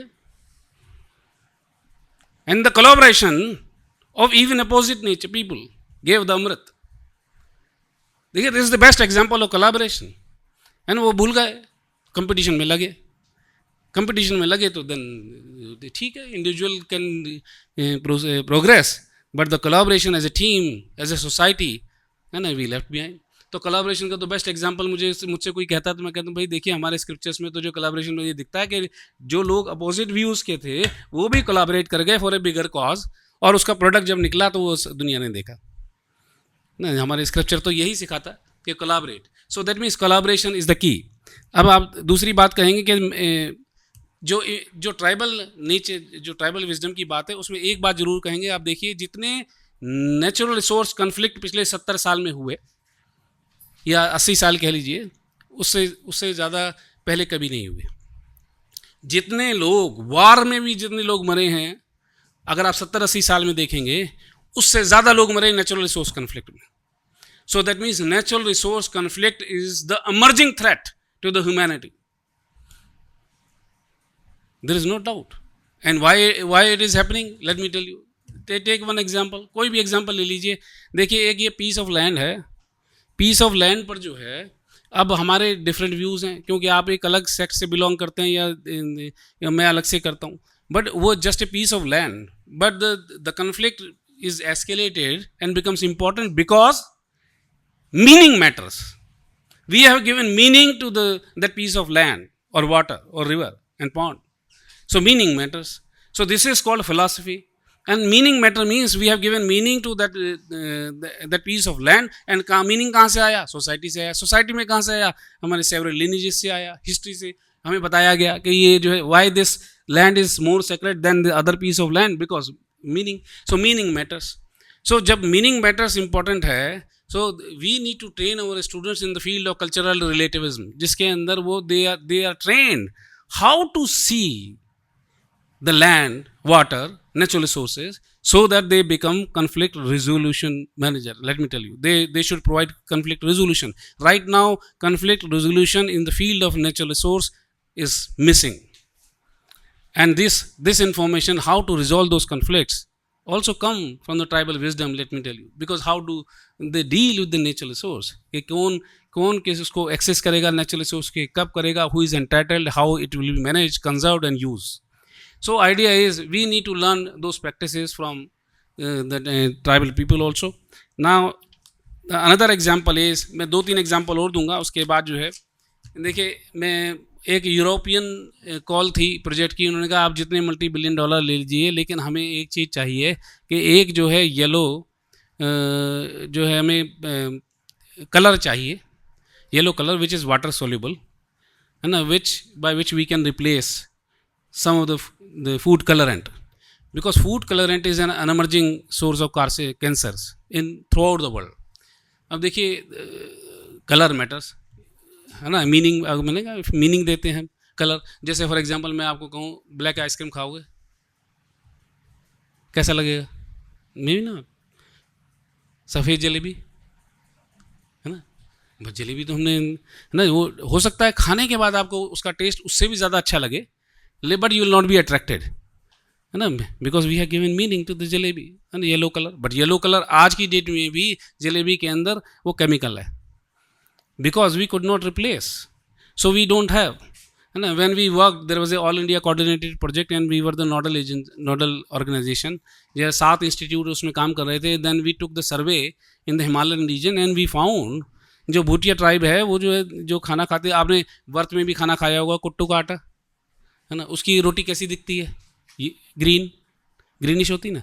लेकिन उसी वो फैगोपायरम की एक और स्पीसीज हिमालय में पाई जाती है जिसका वो उसका जो आटा जो है येलोइश होता है, not greenish.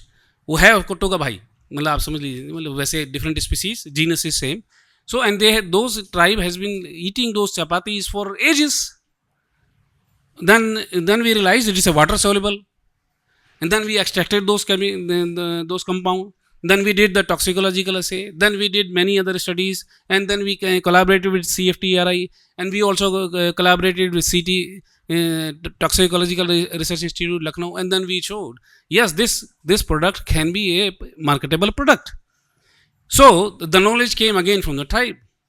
So we need to train our students in such kind of discipline that how we can translate the tribal knowledge into into marketable product. And we also surveyed the dyes, the natural dyes which Himalayan tribal communities they have been using it, and then we documented the wealth of natural dye, natural colorants which are lying in the Himalayan tribes. Recently we also surveyed the 11 tribal communities from Jammu Kashmir, Himachal and Uttarakhand, and then we did survey and we identified that what kind of food habits which are changing in them and what tribal society is conserving those food habits.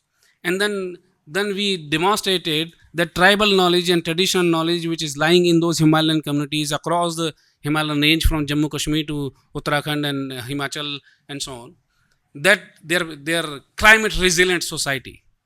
उनकी जो fermentation और non fermentation practices हैं, उनकी जो food preservation practices हैं, and the kind of food they eat during extreme environmental conditions, and the chemicals and the food quality which we analyzed, then we found they are well prepared for the climate change.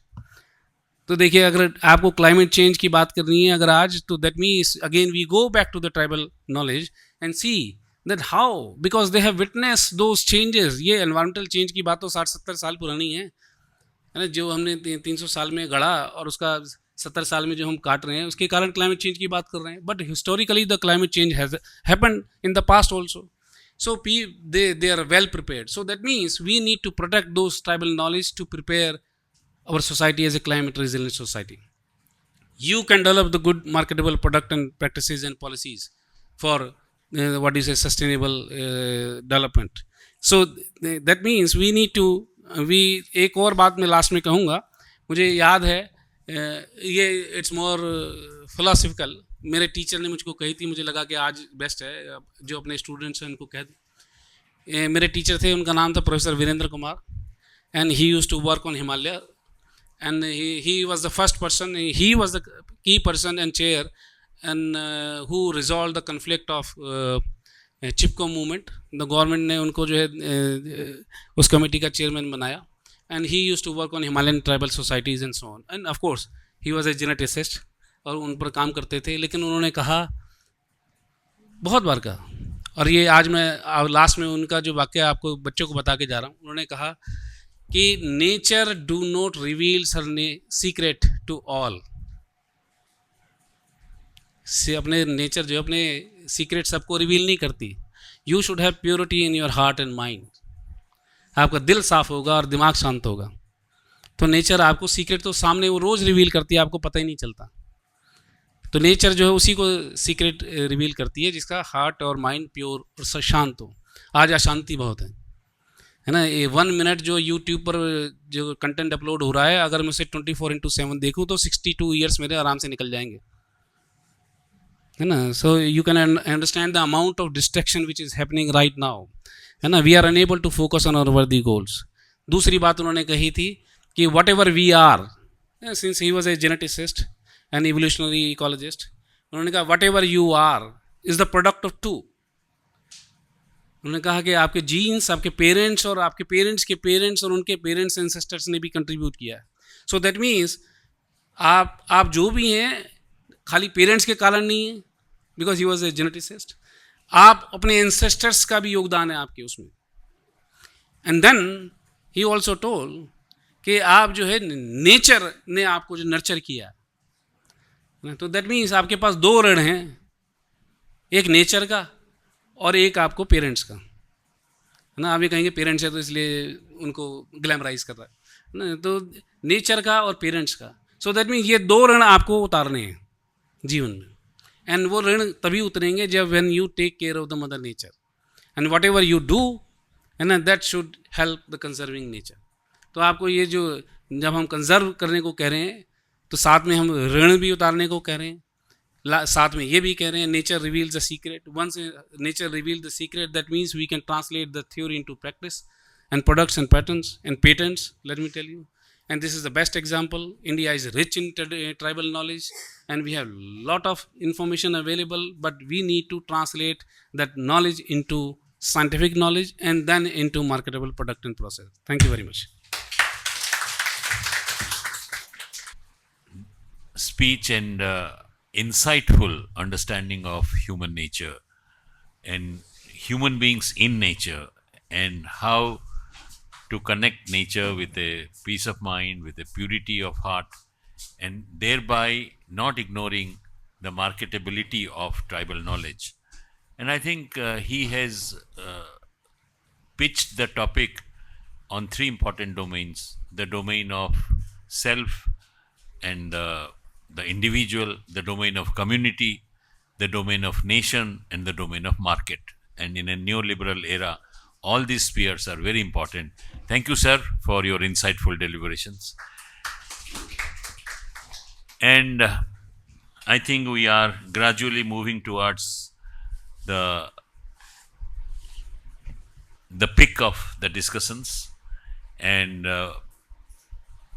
3 more speakers are left: Professor Mitra, Professor Kamei, and Professor Pandey, who has promised to come back. And then we have discussant by Professor D.V. Prasad. So I have taken a decision to serve the refreshments within the room so that we save a lot of time in terms of a break or otherwise. My apologies. It may create little distraction, but please bear with me. So,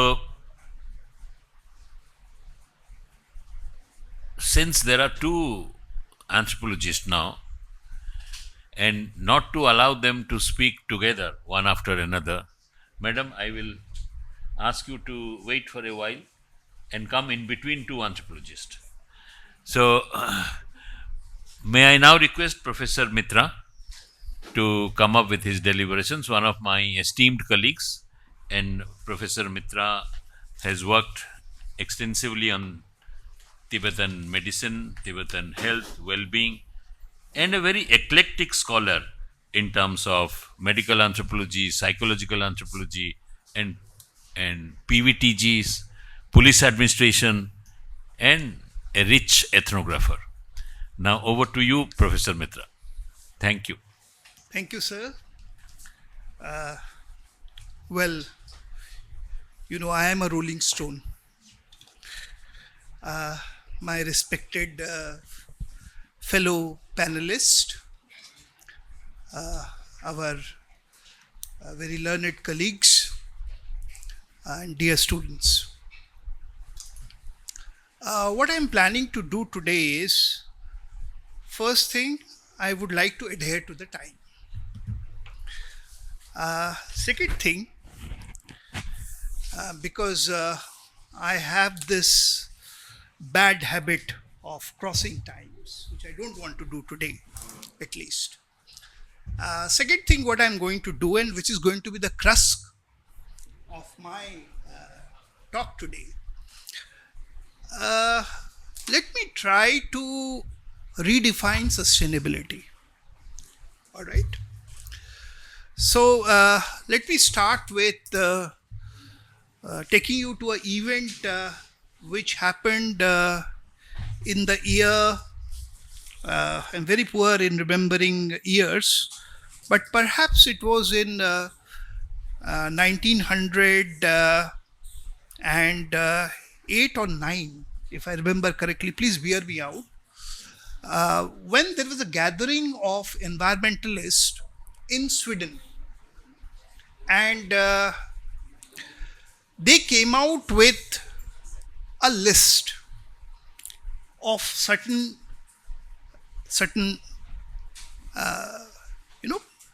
characteristic of our planet, and they said that this is the planetary boundary, which came to be known as John Rockstraub safe planetary boundary.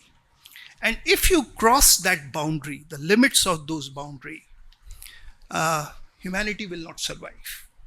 This is a safe boundary in which we can operate.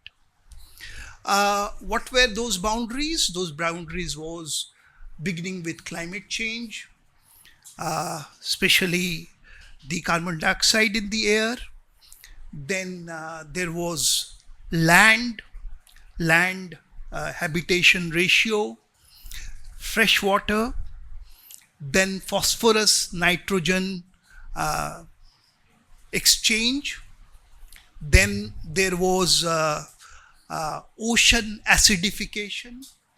Then there was aerosol. Like this, there were these 9 boundaries. Until today, what has happened is 6 we have already crossed. 1, we are on the border. Ocean acidification, we are on the border, the pH acidic level of the oceans. And that is, once we cross that, then aquatic life disappears. 2 are still, we are slightly better placed. Ozone depletion, and the last one is air pollution. That we are still, but how much we are struggling, especially in India in winter months. You have seen that. Globally, we are. Now, looking at this, things are not hunky-dory. सब कुछ ठीक नहीं है, और चिंता का विषय तो है. It's a matter of concern. Let me take you back further. In 1908, there was this Brundtland Commission. 1987, there was this Brundtland Commission report which came out, and which formed the basis of what we define sustainability, right? And if you look at how it defines sustainability, I think there from where the problem arises, and I will talk about that. In that report, our common earth, our common future, it is defined at development that meets the need of the present without compromising the future generation to meet their own needs. You look at how we are defining and understanding nature, right? We are seeing this as something, it is there to meet our needs. Fundamental flaw in their conception of what is sustainability. And it starts from एक Descartes था और एक Newton था. इन लोगों ने जो propose किया, जो डुअलिटी इन्होंने प्रपोज की, वेस्टर्न फिलॉसफी का जो मेन रूप हुआ, और जो जूडो क्रिश्चियन वर्ल्ड के जो आइडियाज थे, that led us to a detrimental path of destruction which we are moving. First, from the Newtonian, Descartian dualism came the idea of mind-body, human-nature dualism. That, the people who talked about, the panelists who talked about before me, Professor Bimali, Professor Radhey Shyamji, that nature is not us. We are different from nature. And Judeo-Christian world supported this idea. Why? Because they said, Western Judeo-Christian world, they said, man is an image of God. That means others are different from man, which include nature also.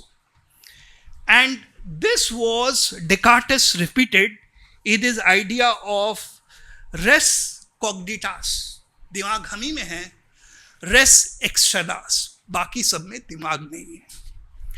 And this formed the basis of the entire environmental policies, entire conservation effort, entire concept of sustainability that has guided us. Now, what is that? The fundamental of it has been looking at nature as a warehouse, looking at nature as an engine, looking at nature as something which we can solve all the problems through technology. So what we are talking about? We are talking about green technologies now. No, we have moved away. We have moved away from the industrial pollution level. Now it's a concern, we know. So let's have a technocratic fix of our problem. So what we are doing? We are trying to fit our market into the nature. How we are fitting the market into the nature? Carbon tax. Polluter pay principle. We are talking about carbon credits. What are all this? These are all ways to come out of the crisis which we have landed into. So what this has done, in the process, it has created an idea of nature which is agentic, which does not have an agency, which does not have a sentience, consciousness, which does not have the spirit, the living spirit, which is what is the tribes of India, they, Adivasis of India, they refute. For them, nature is a living, sentient being. And as a living, sentient being, if you have to know their idea of what sustainability is, you have to go back to our idea of what kinship is. हमारे लिए kinship कौन है? हमारे लिए kinship वो रिश्ता है जिसमें Patnaik sir will bear me out. He is expert and he is what taught me kinship. Reciprocity है. Kinship वो है जिसमें रेसिप्रोसिटी के साथ में रेस्पेक्ट है. किनशिप वो है रेस्पेक्ट के साथ, along with respect we have what is called responsibility, and kinship is what we have, what we call as restraint. So reciprocity, respect, responsibility, and restraint. These 4 R's constitute the idea of what is called as sustainability, what is called as relationship in nature, not with nature. If you have to live in nature, they believe in reciprocity. What is this reciprocity? I will give a very small example. A community has Soligas. They live in Karnataka, and if you happen to go to BRT, Rangaswamy Tiger Reserve, get the honey from there. They are the best honey. And Soligas are known for, having the best honey with them. Now Soligas, because they are expert climbers and they can collect this honey from the mountains and other places which is not accessible. Soligas, when they collect these honeys and bring this down, you know what they do? They leave a part of this honey. They don't take the entire honey with them. They leave the part of the hive on the ground. And you know why they leave it? They leave it for the wild bears sharing. Right? Now we talked about kinship. Patnaik sir gave the example of Baigas. Right? How do they look at earth? They say, Baigas say that we are born out of the womb of the earth. And this idea of earth as Mother Earth, Dharti Ma, is not just an operational worldview. It's not just a worldview, it's an operational worldview. उससे क्या होता है when they go and collect things from the forest, medicine from the forest. They do not take out the entire herbs, keep the roots intact so that the root can grow the next year. So, if another example which I'll give you is Idu Mishmis. Idu Mishmis is a community from Debang Valley of Arunachal Pradesh. Idu Mishmis, they say that we are the brother of tiger. And there is a complete restriction there on any kind of harm on tiger. Killing of a tiger is doing incest because it's killing your own brother. It is fratricide. So Idu Mishmis believe that tiger is the elder brother, we are the younger brother. And this is reflected in their worldview of how we look at the world.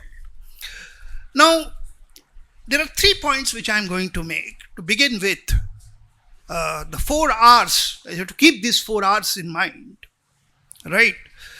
So the first idea of sustainability, which my earlier speaker also spoke about, was the idea of an embedded praxis. An embedded praxis which is rooted in their kinship structures, which is rooted in restraints, the whole restraints, the idea of totem, taboos, which exists in the entire tribal world, which is rooted in what we call as give and take, cosmic reciprocity. Now compare this with the Western world idea of sustainability. The Western world idea of sustainability is managing the resources. From managing the resources to embeddedness in the resources. The first change. Second change. Sustainability in the Western idea is something which has to be done to perpetuate our future generation. But sustainability of the Adivasi world is an ontological principle. Ontological principle in the sense it is a way of being. There is nothing else you can be other than having these four principles guiding your life, right? So, a marked shift from anthropocentric to a ecocentric perspective of the world. Next. Now, I brought out this idea from Arturo Escobar. He says, whenever we look at the world, we look at the world through the idea of universe. This is a universe.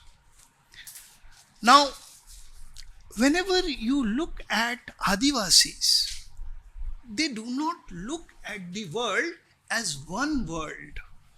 For them, it is pluriverse, where their world is one world along with the other world. Can we create a pluriverse?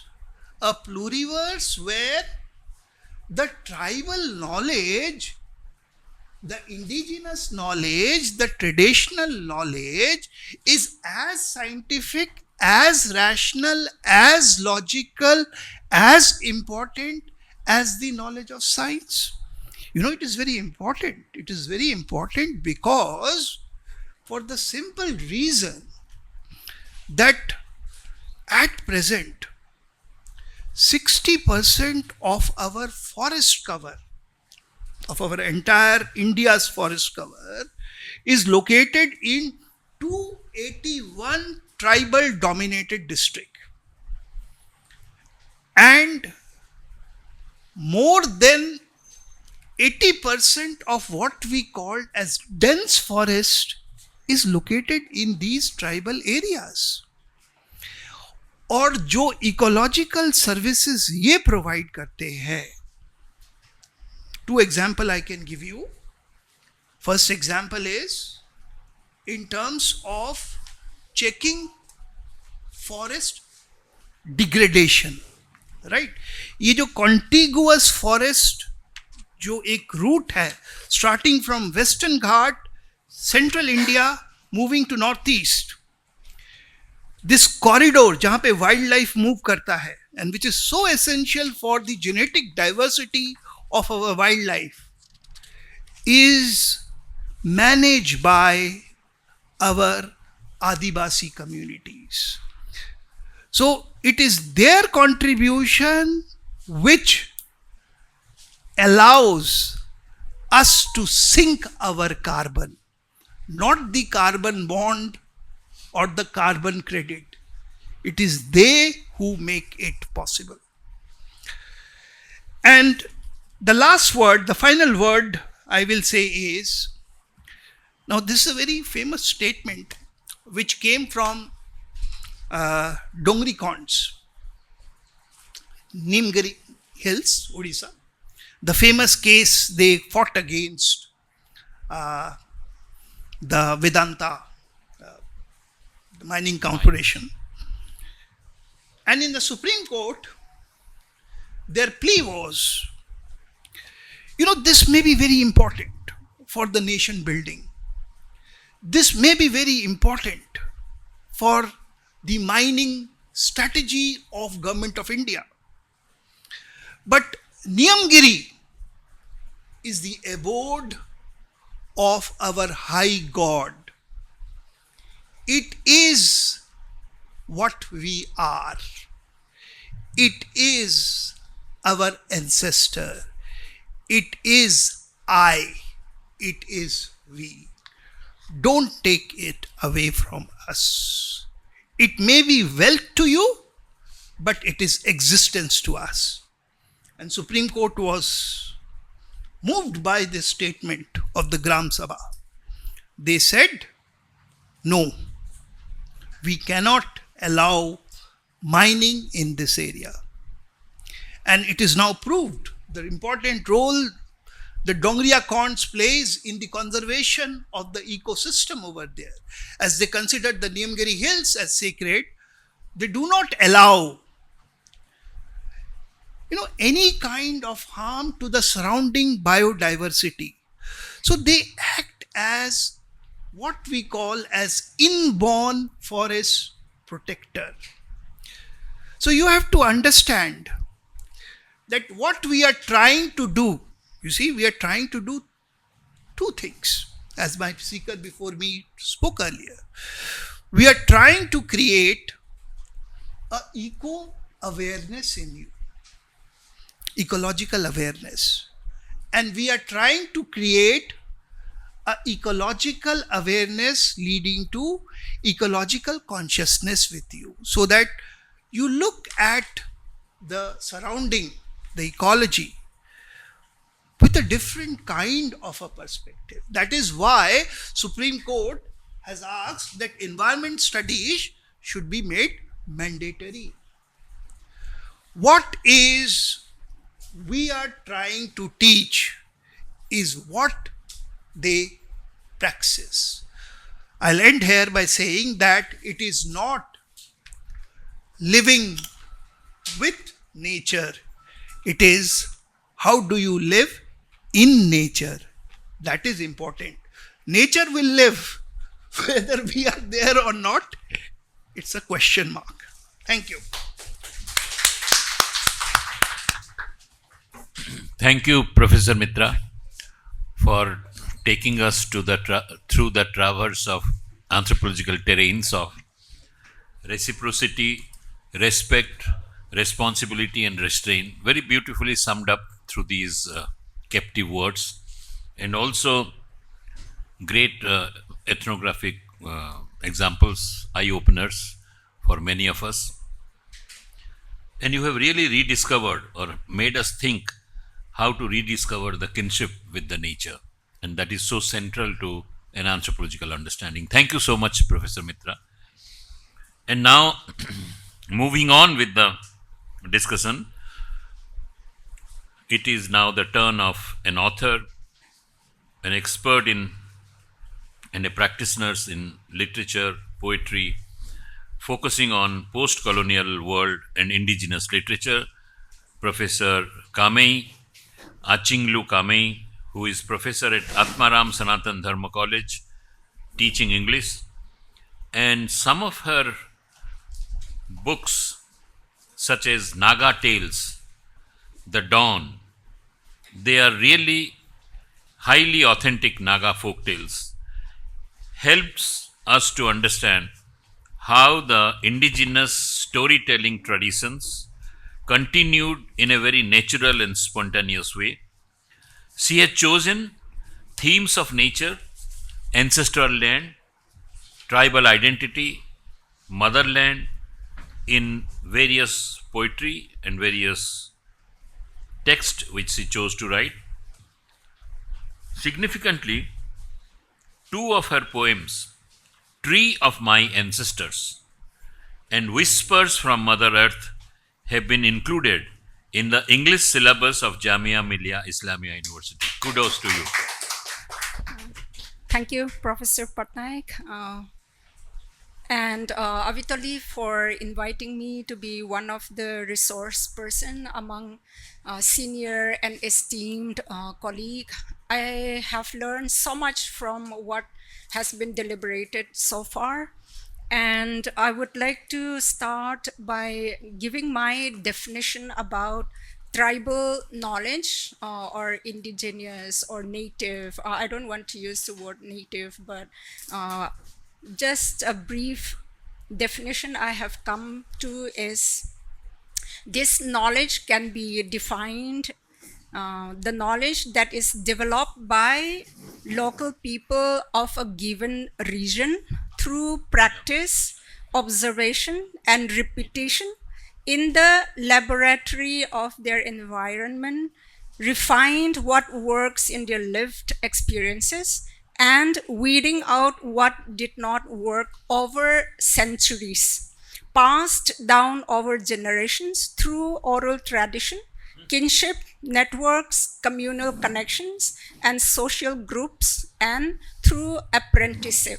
So when we come to the question of is this kind of knowledge scientific, I would like to refute some of the scholars who says that it is not scientific enough. It needed to be tested out. It is scientific because this is lived and experienced by the people through centuries. Not only when we think about scientists or some experts who learn about certain things for 20 years, 40 years, like they talk about in terms of decades only.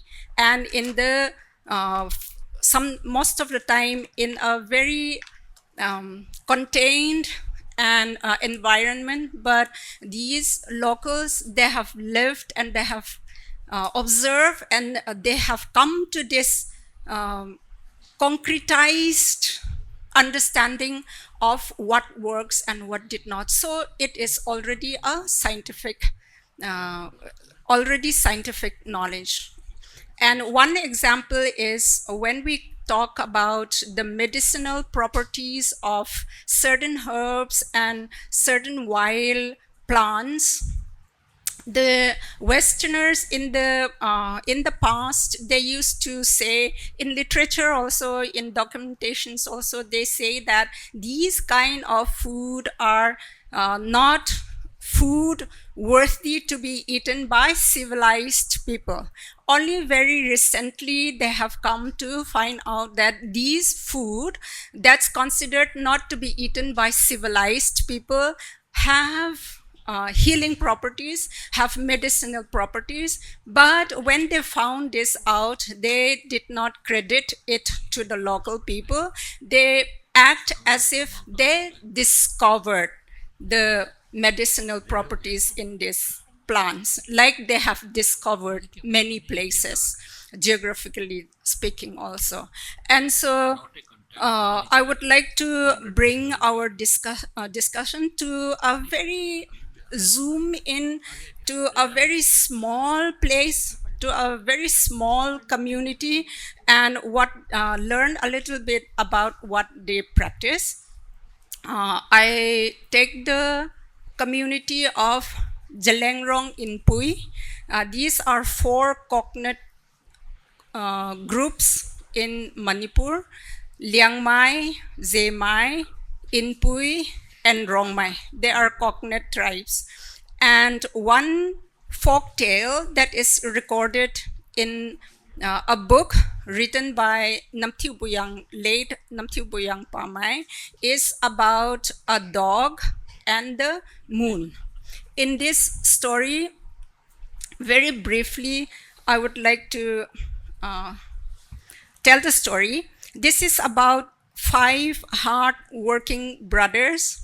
The youngest was given the responsibility to cook and look after the house, while the 4 elder brothers go out to work and bring livelihood and sustain them. One day, the youngest brother, when he was out in the woods, he noticed that a snake had been killed. And while he was there, another snake came, took off the bark of a tree, and used the bark to heal the snake, and the snake came back to life.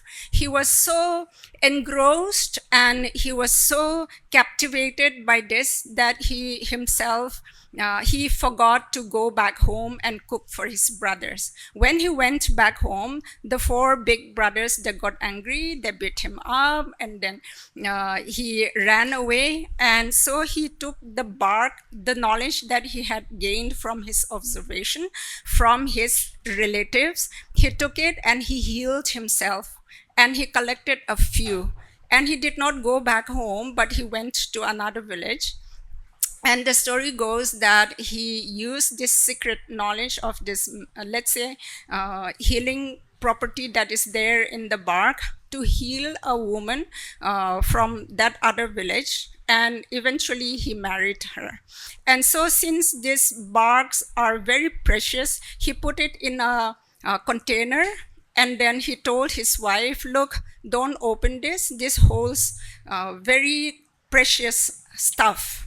And he used to go to work. Now, the wife, she used to look after it, but after a point of time, she got very curious. She opened it, and when she saw that there is some kind of a mulch or some darkened thing in the box, she thought, this bark will be rotten and will be spoiled. I better take it out in the sun and dry it. So when she took it out and dry it in the sun, the moon saw it and swooped down quickly and then took it up. And in the meantime, the youngest brother, he also healed one dog. And this dog became his best friend. So when the dog saw the moon swoop down and take this bark up, the dog rushed and then caught hold of it, and then along with the bark, the moon took the dog up. That's why the story goes that in the moon, that dark thing is the dog is clinging to the bark and maybe still up there. But instead of looking at this as just a folktale or a myth or some story made up by local people to entertain or whatever, let's look at it from the eco-critical point of view. The first lesson that we could get from this short story is that nature itself is against before coming to this, so when the husband came back home and when he knew that his precious stuff is gone, he called all the living beings, including human, animals, birds, and all of them to come together and make a ladder up to the moon to get back his precious stuff. But he thought that he will not invite the termites because they are just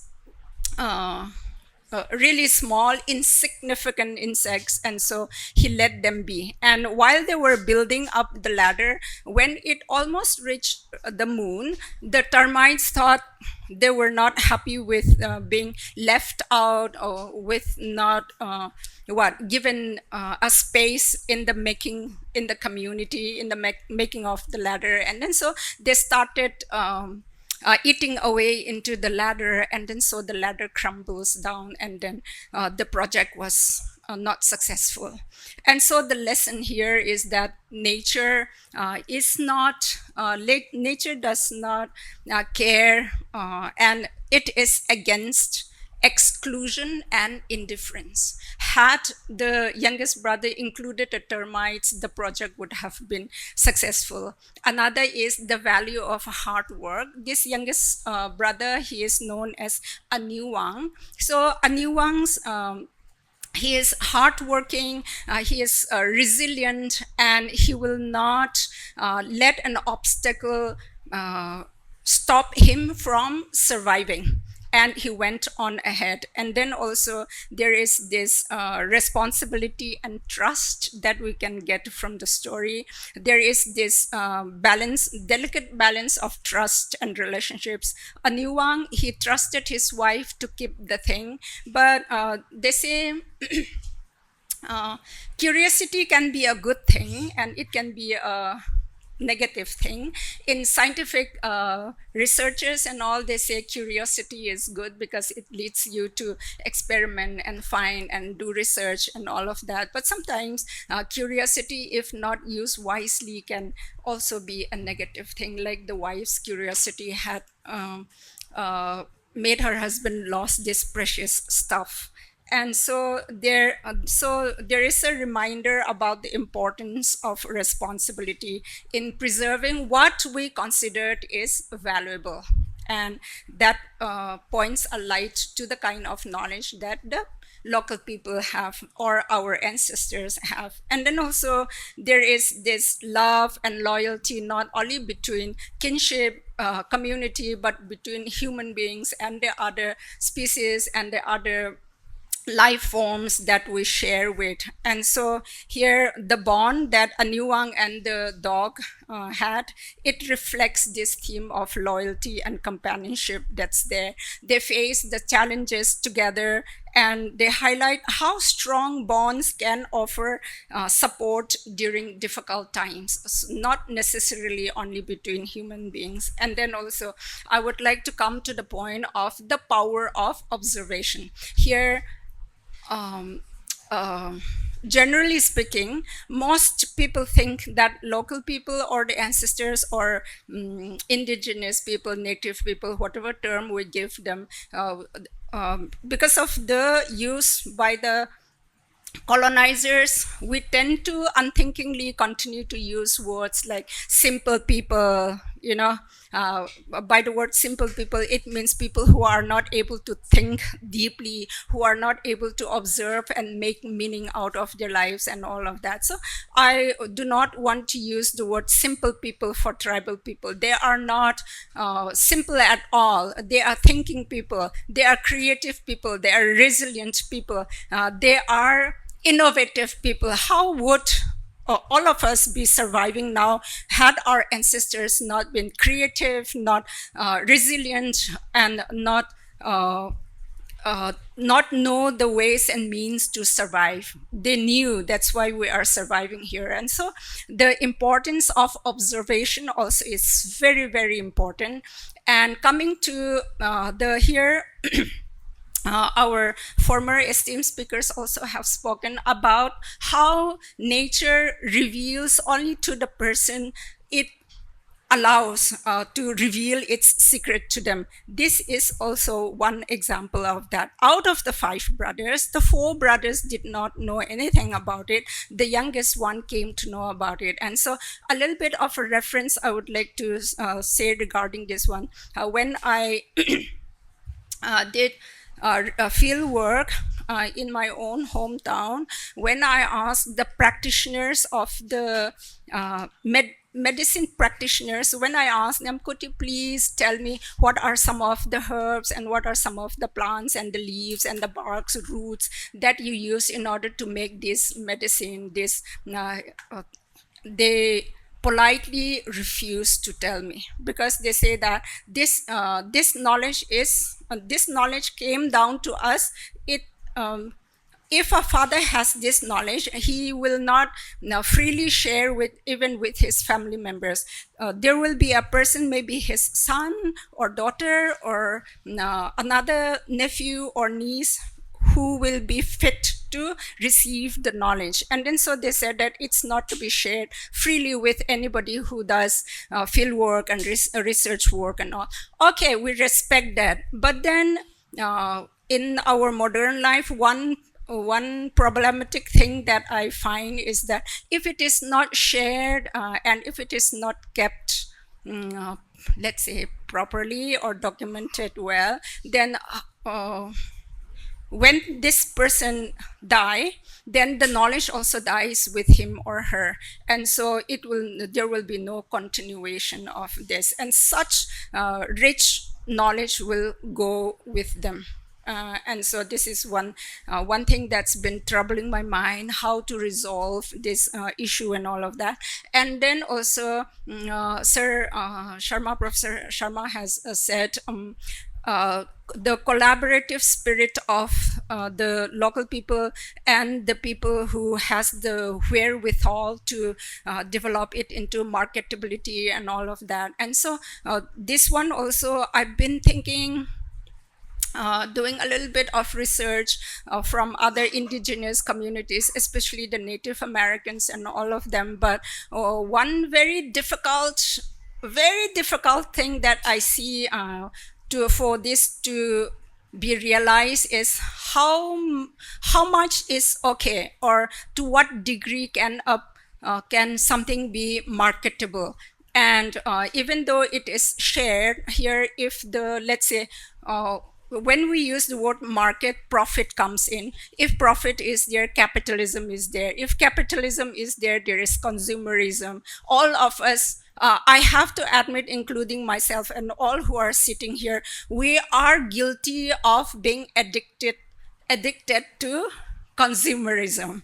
I will not be wrong if I say that. If we don't have one sari, one chapel, one winter clothing, if we have more than that, then we are guilty of being in a consumerist society. And so when these things, let's say the marketability of a herb that can be used into medicine, how much the pharmaceuticals company and all, how will they handle their greed to make profit out of this? The profit margin always comes into mind. And so these are the few things that always comes up whenever we talk about shared knowledge or working together with the indigenous tribe and all of that. And so a little bit I will be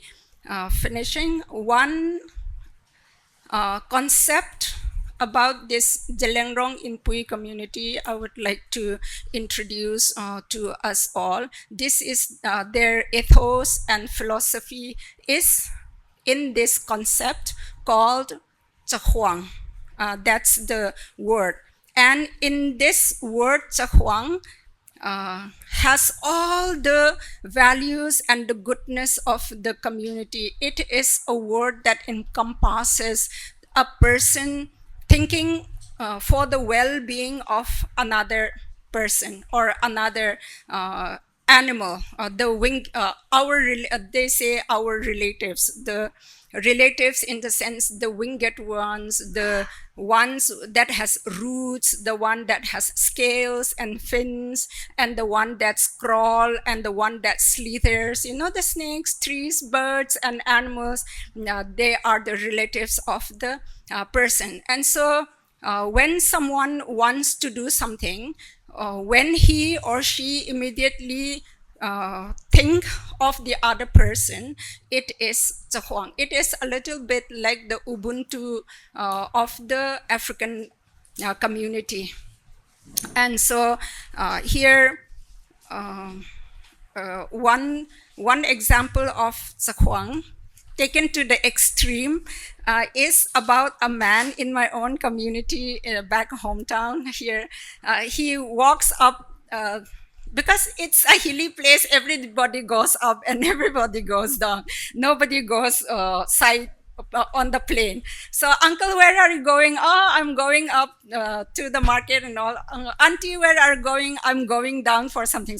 And so this man, he was going up to the market, and a dog rushed out and then bit him.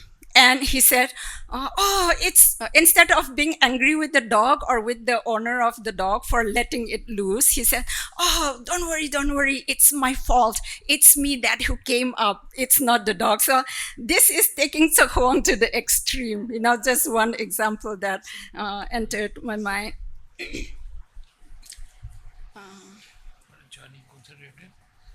Yeah, and also in my, I will end by just reading one very short poem regarding the foodways of our people, because there's so many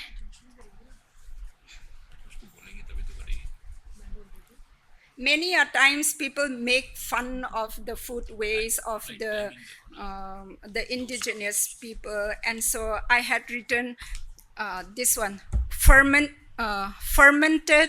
food, nkui, healing properties. So I had, nkui is the akuni.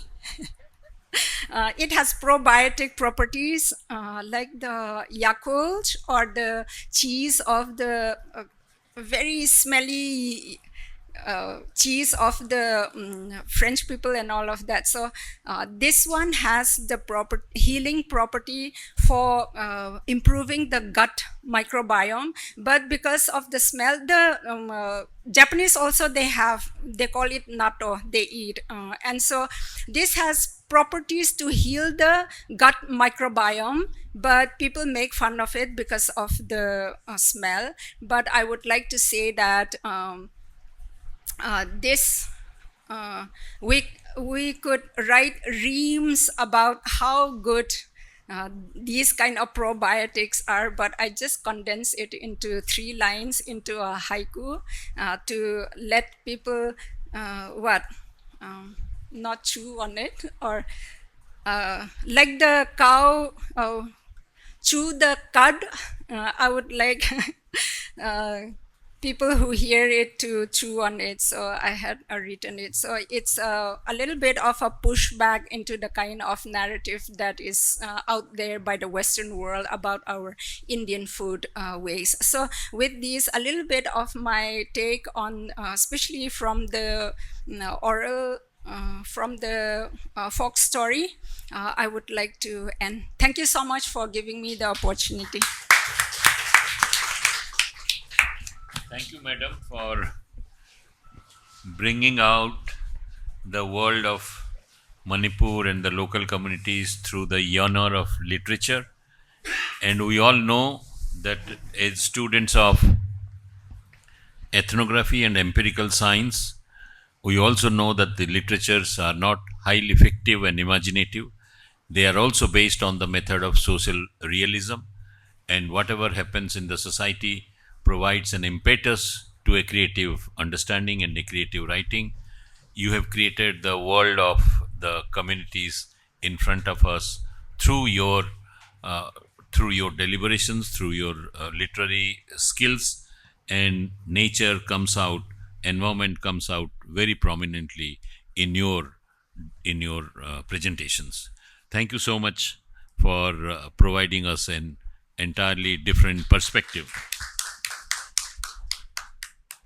And now, since Professor Pandey is taking longer, he has to conduct a Viva, PhD Viva. He is taking longer. I think he can join us before we end.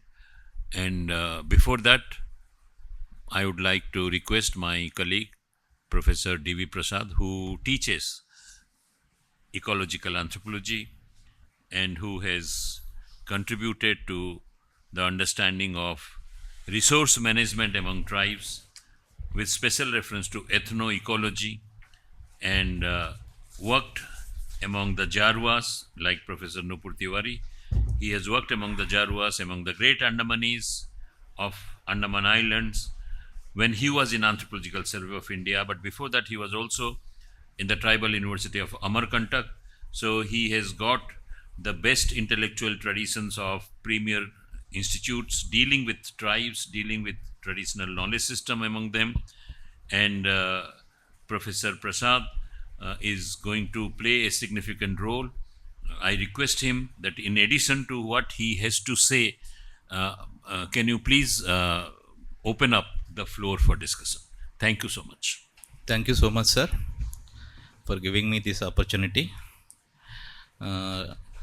Respected chief guest, guest of honor, head of the department, and director, Center for Tribal Studies, joint director, and the esteemed panel speakers, and my dear students, my colleagues. My greetings on the occasion of World Environment Day, and the theme inspired by nature for climate and for our future, and we really inspired by your speeches. So I think the purpose of this talk, this panel discussion, has served. In this discussion, in this panel discussion, we have the eminent speakers who are expertise in their relevant fields. I can say that they are dhurandhars of their discipline. Environmental studies में Sharma sir है, वो उनका धुरंधर है. Sir Hindu studies में है, वैदिक wisdom दिया थे, like that. So they all talked about the various issues, and that I'll just briefly give some points. I'm not going to repeat what they said. For discussion point of view, when comes to first the chief guest, the remarks, how we should not interfere with the environment and nature. Later, how we will coexist with this. And Madam Nupur Tiwari. She also talking about Jarwa, how they are slowly increasing the population. I would like to say ma'am, but she was not there. I did my study in Jarwa. I was there in Andamans, Fort Blair, since 2003 to 2009. When I was there, their population was 250 only. The moment I left, it became a 350. Now I am glad to know that they have reached 650. So slowly, the population are increasing, and thanks to the government of India effort for taking some ameliorative measures. And other things she was talking about culturally responsive pedagogy, how it is important, and how the people that the girls may marry the trees, how the people are having symbiotic relation, because being an anthropology professor, Mitra sir is there and my other colleagues are also there. So every rite and ritual, it happens under the shade of a tree among the tribal community. It is not inside the temples, it is not inside the walls. So for every rite and ritual, it happens in the open air. So we can understand how their symbiotism with nature. And Professor Bimali sir, no need introduction. He has beautifully narrated how the idea of natural resource like water, air, fire, all these are combinedly within the nature only. Vedas, Vedangas. I know so because Smritis and other things, the traditions, everything talks about nature. Without man and nature, we cannot learn other things. So the environmental cosmology already depicts in the Vedas, and if you trying to read that Kalidas, he has mentioned. So man and nature balance is the key for sustainable development. And if you are interested, you can have a discussion on this. And Sharma sir also talked about nature deficient disorder. And here it is a very interesting concept sir brought out, eco-literate society. So in this connection, I would like to say, add one more thing, sir, ecosystem-based adaptation. Adaptation. It is a strategy to reduce climate risks. Now we are using the technology based adaptations. Instead of that, there is a concepts are emerging, eco-based adaptation like mangroves against the sea walls. Because now we are constructing a huge concretized sea walls that could not resist the tsunamis. So initially you can go for mangroves like that, eco-based these things. And the Professor Mitra sir talked about the traditional knowledge of Kani tribe and Dongria cones especially. So why I called the word Durandars, I'll come to that point here. Because they are very intellectuals, I agree, and they talk more of philosophical than the real. Because we are younger generation, we will come closer to the reality.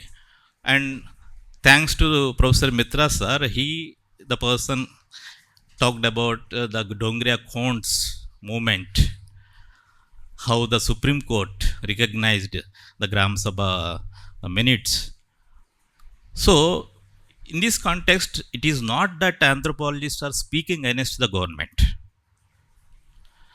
People may be misread that we are against this thing, we are, but here this is the matlab jo hai, the ecosystem approach theories that we are talking. Whatever we teach to the students in the classrooms, so theoretically we will interpret it. So when the World Environment Day comes, the live discussions, here tribes are also a matter of concerns. Now, you know, the Andamans, Jarva and other tribal communities, they used to live in such a kind of forest. It is called evergreen tropical forest. Sharma sir might be knowing. even if you walk down under the forest, you will not find a sun rays. Sun rays will not fall on the soil. Why? Because that much of canopy was there. I'll explain you in very simple terms. If you might have seen Avatar movie, the kind of trees, the kind of forest, it is the evergreen forest, nothing but. Now, the government of India or others, they're planning for a mega projects. So initially they said about 72,000 crores. Now it is risen to 86. Now 92 maybe, and they said it is not, of course, not affecting the tribes, but see how much environment it is going to affect, and what is the kind of replacement. If you replace the forest, what happens to the fragile island ecology? Because these are the geopolitics. So if we avoid such kind of things, because I know, because it is like another Hormuz in the Indian Ocean, Bay of Bengal. From there, the ships take en route to the China. So India wants, it is a strategic location, no doubt about it. But these are the concerns we should address. Otherwise, the Shompen, Nicobaris will be the worst affectants. So we think from this point of view. So the how we should protect, because living with amicably with the nature is okay, but the kind of discussion that we should bring out, how to have alternative plans. Sir was talking about alternative technologies. So with this, I'll initiate a discussion. If anybody wants any clarifications from the esteemed speakers, you are free to ask questions. Thank you. Okay. I would like to thank all our panelists, discussants for stimulating and insightful discussion. The conversation has reminded us that sustainability is not merely a technological challenge, but also a cultural and ethical one, and that indigenous knowledge systems continue to offer valuable lessons for the future. To provide concluding reflection on today's deliberations, I now invite Dr. Avitoli Zizimo for the summing up and conclusion. Good evening, everyone. I think my colleague Professor Prasad has brilliantly summed up the panel discussion, so I will not talk much, but I would like to show you something. As per the guidelines of the government of India, if we have to show or display or make anything with artificial intelligence, we have to say it in advance. So keeping that guideline in mind, I would like to remind you that this film, 5 minutes, it's AI generated. We use Gemini and VO. It was developed from Visual Anthropology Lab by our MSc student Vikas Patel. Please stand up. Yeah, and this film was done based on literature review, and we tried to keep the representation as accurate as possible. There could be mistakes also, but then would like you all to overlook that and look at how we want to present the relationship between tribal communities and biodiversity. Vikas, can you please play?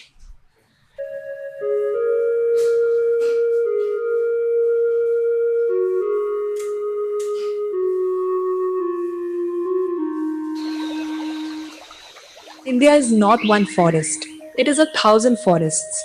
From the glacier-fed valley of the Trans-Himalayas to the mangrove edges of the Andaman coast, from the bamboo-dense hills of Nagaland to the teak corridors of Bastar.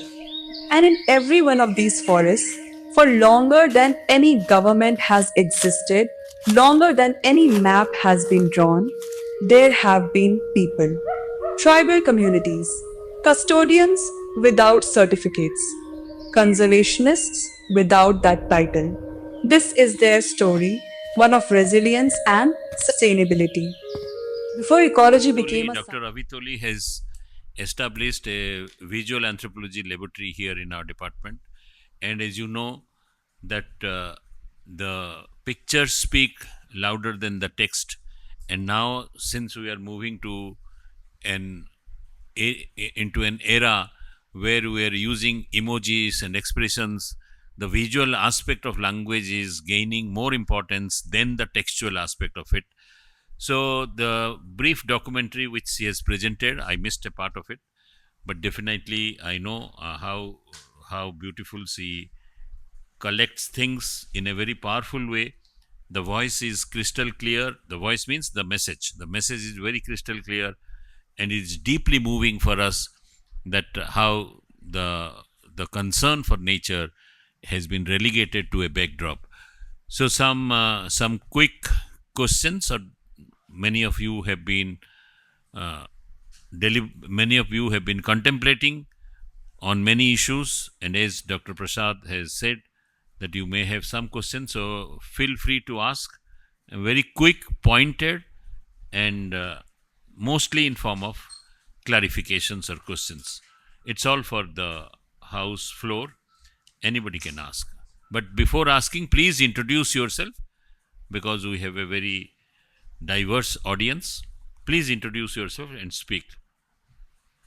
Of Professor Pandey, Director, Center for Himalayan Studies, but the cosmic order was destined in a different way. He had to go for a important PhD viva, but I'm glad that Professor Pandey has always accepted all our invitations in spite of his busy and hectic schedule, and irrespective of his health conditions. I'm deeply obliged to you, sir, and sincerely grateful.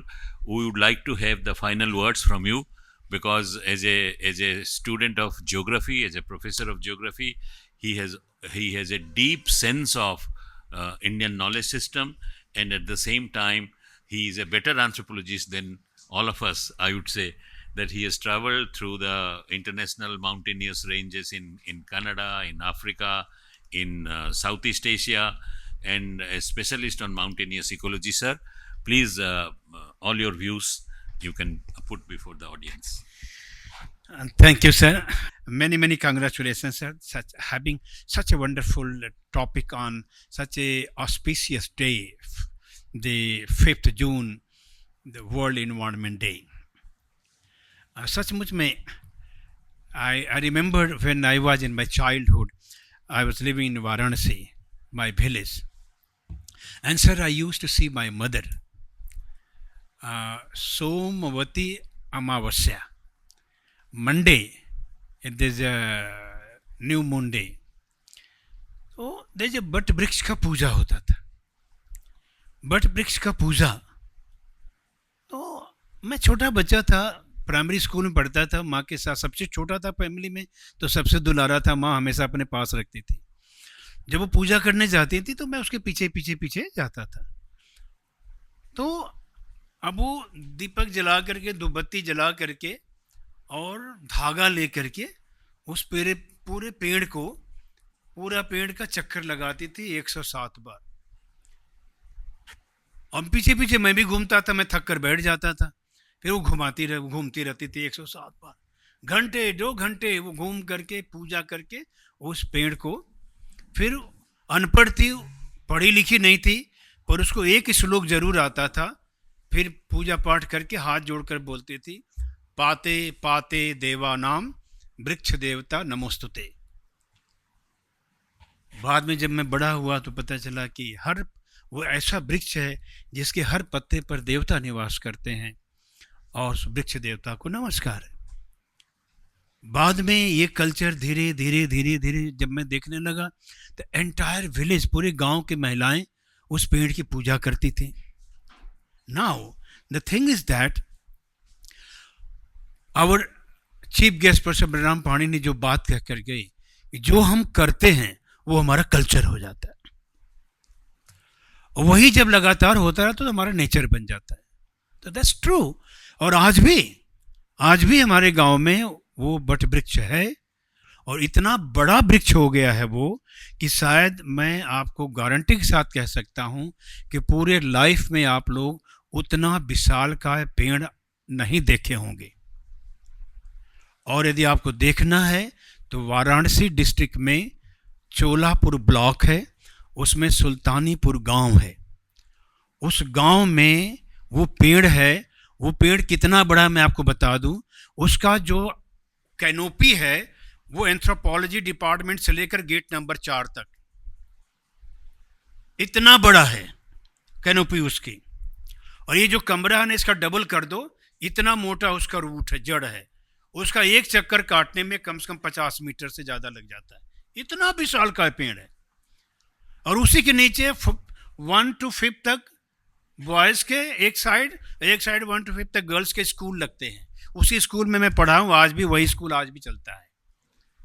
और very interesting, बचपन में जब बारिश होती थी ना, छोटा मोटा बारिश होने पर पानी नीचे नहीं आता था, इतना घना था सर वो।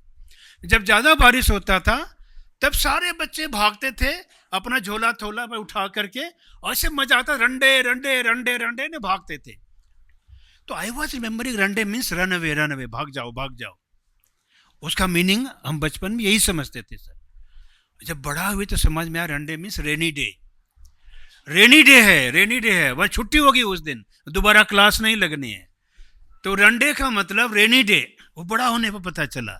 और वो स्कूल, वो कॉलेज, वो स्कूल, वो पेड़ आज भी है, उसकी पूजा आज भी होती है। तो दिस वे, जहाँ पर नेचर है वहाँ आज भी जीवन है। सी दिस ईयर 2026 जो थीम है वर्ल्ड इन्वायरमेंट डे का, कि प्रकृति के साथ संयोजन और सुनहरा भविष्य। यदि हम प्रकृति के साथ हैं तभी हमारा सुनहरा भविष्य है, अदरवाइज डेफिनेटली जो पांचों तत्व हैं, पांचों तत्व में जो हमारे जो इसेंशियल एलिमेंट है, land, water and air, we are losing. ये तो फैक्ट हो चुका है। We don't have enough water to drink. Now report we see the way it is going on. Air is polluted. Delhi का क्या हालत होता है अक्टूबर नवंबर में, यू कैन सी। और आज भी इफ यू कंपेयर तो आज भी 200-300 के ऊपर ही AQI मिलेगा। और लैंड की हालत यह कि है ही नहीं, लैंड तो बचा ही नहीं। गांव में हमारे बड़ा छोटा सा जमीन है सर, मुश्किल से 4.5 बीघा जमीन है। तो बचपन में हम बेरोजगार समझते थे, गरीब समझते थे, और आज सर बता रहा हूँ 4.5 बीघा जमीन है सर, आज मैं अपने आप को करोड़पति समझता हूँ। उस जमीन की कीमत सर इतनी हो गई है, बनारस के पास है वो, इतनी कीमत हो गई है, यानी जो 10,000 रुपीज पर बिस्वा था, आज 10 लाख रुपीज पर बिस्वा है। तो 40 बिस्वा, एक बीघा में 20 बिस्वा है, तो 80 बिस्वा हो गया। तो 80 इंटू 10 कर दीजिए सर, 2.5-3 करोड़ मेरे पास है। लेकिन वो जमीन भी आज पोल्यूटेड हो गई। धीरे धीरे the expansion of the Varanasi is going on.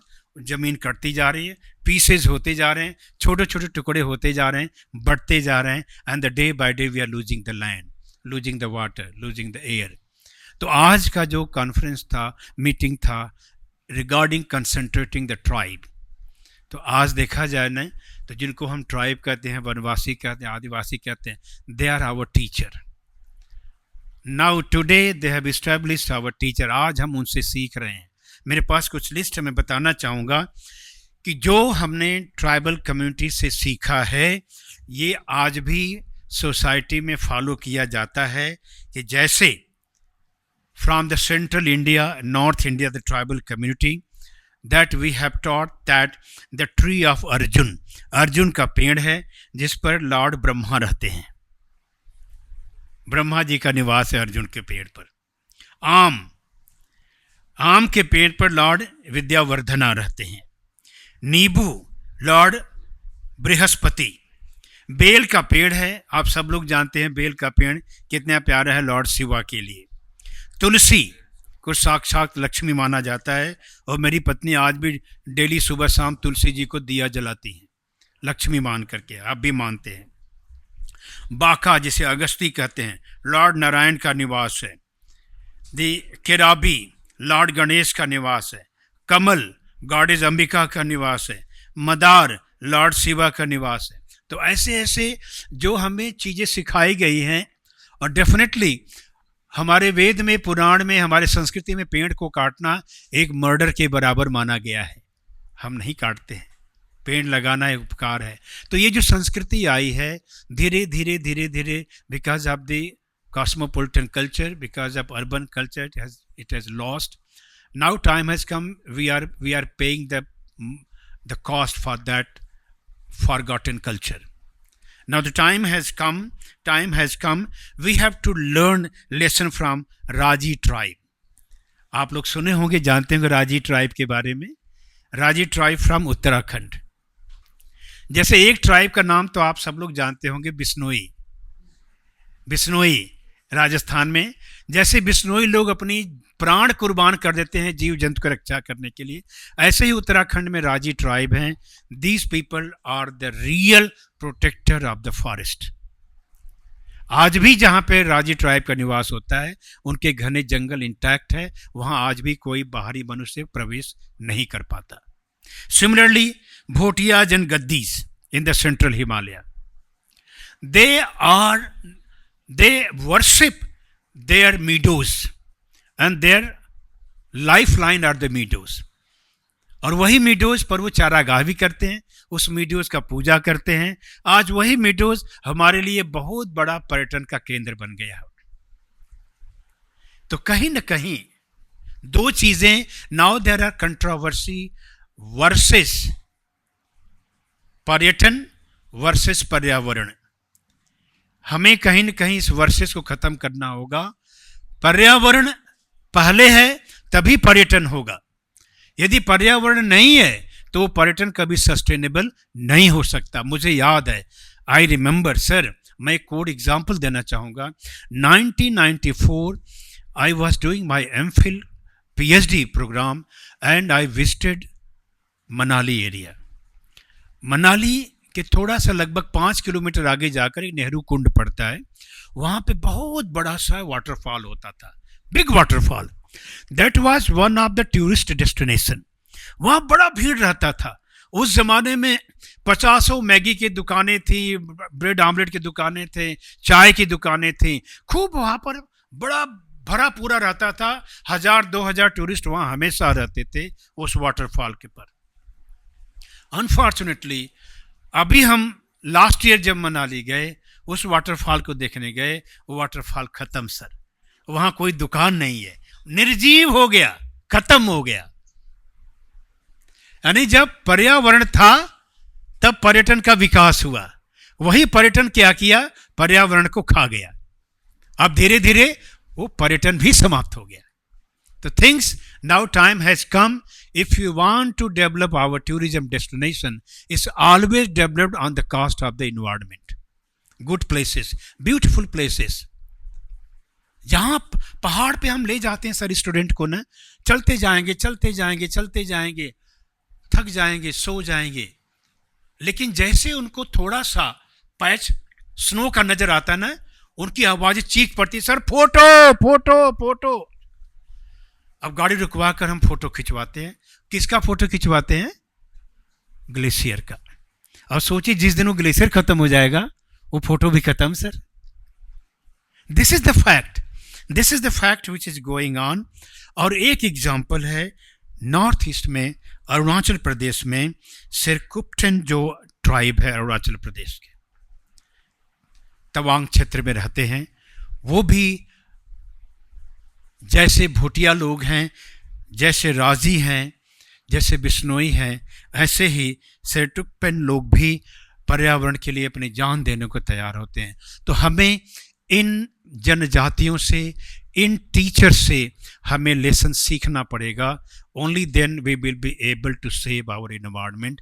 Otherwise a time will come when we will lose our environment, there will be no tourism, there will be no lush and green forest, there will be only barren land. So the time has come, we all jointly we have to work. This kind of meeting will definitely have a thought provoking. खासकर जो आने वाला generation है उनके लिए एक lesson है, वो सीखें और जहाँ भी जाएं इसको प्रैक्टिकली लाइफ में उनको उतारना पड़ेगा। Thank you so much. Thank you, sir, for your talk, and it was very good in emphasizing, taking us on a very nostalgic journey where we used to follow our mothers around the tree. Secondly, emphasizing on our nature worship practices in everyday life.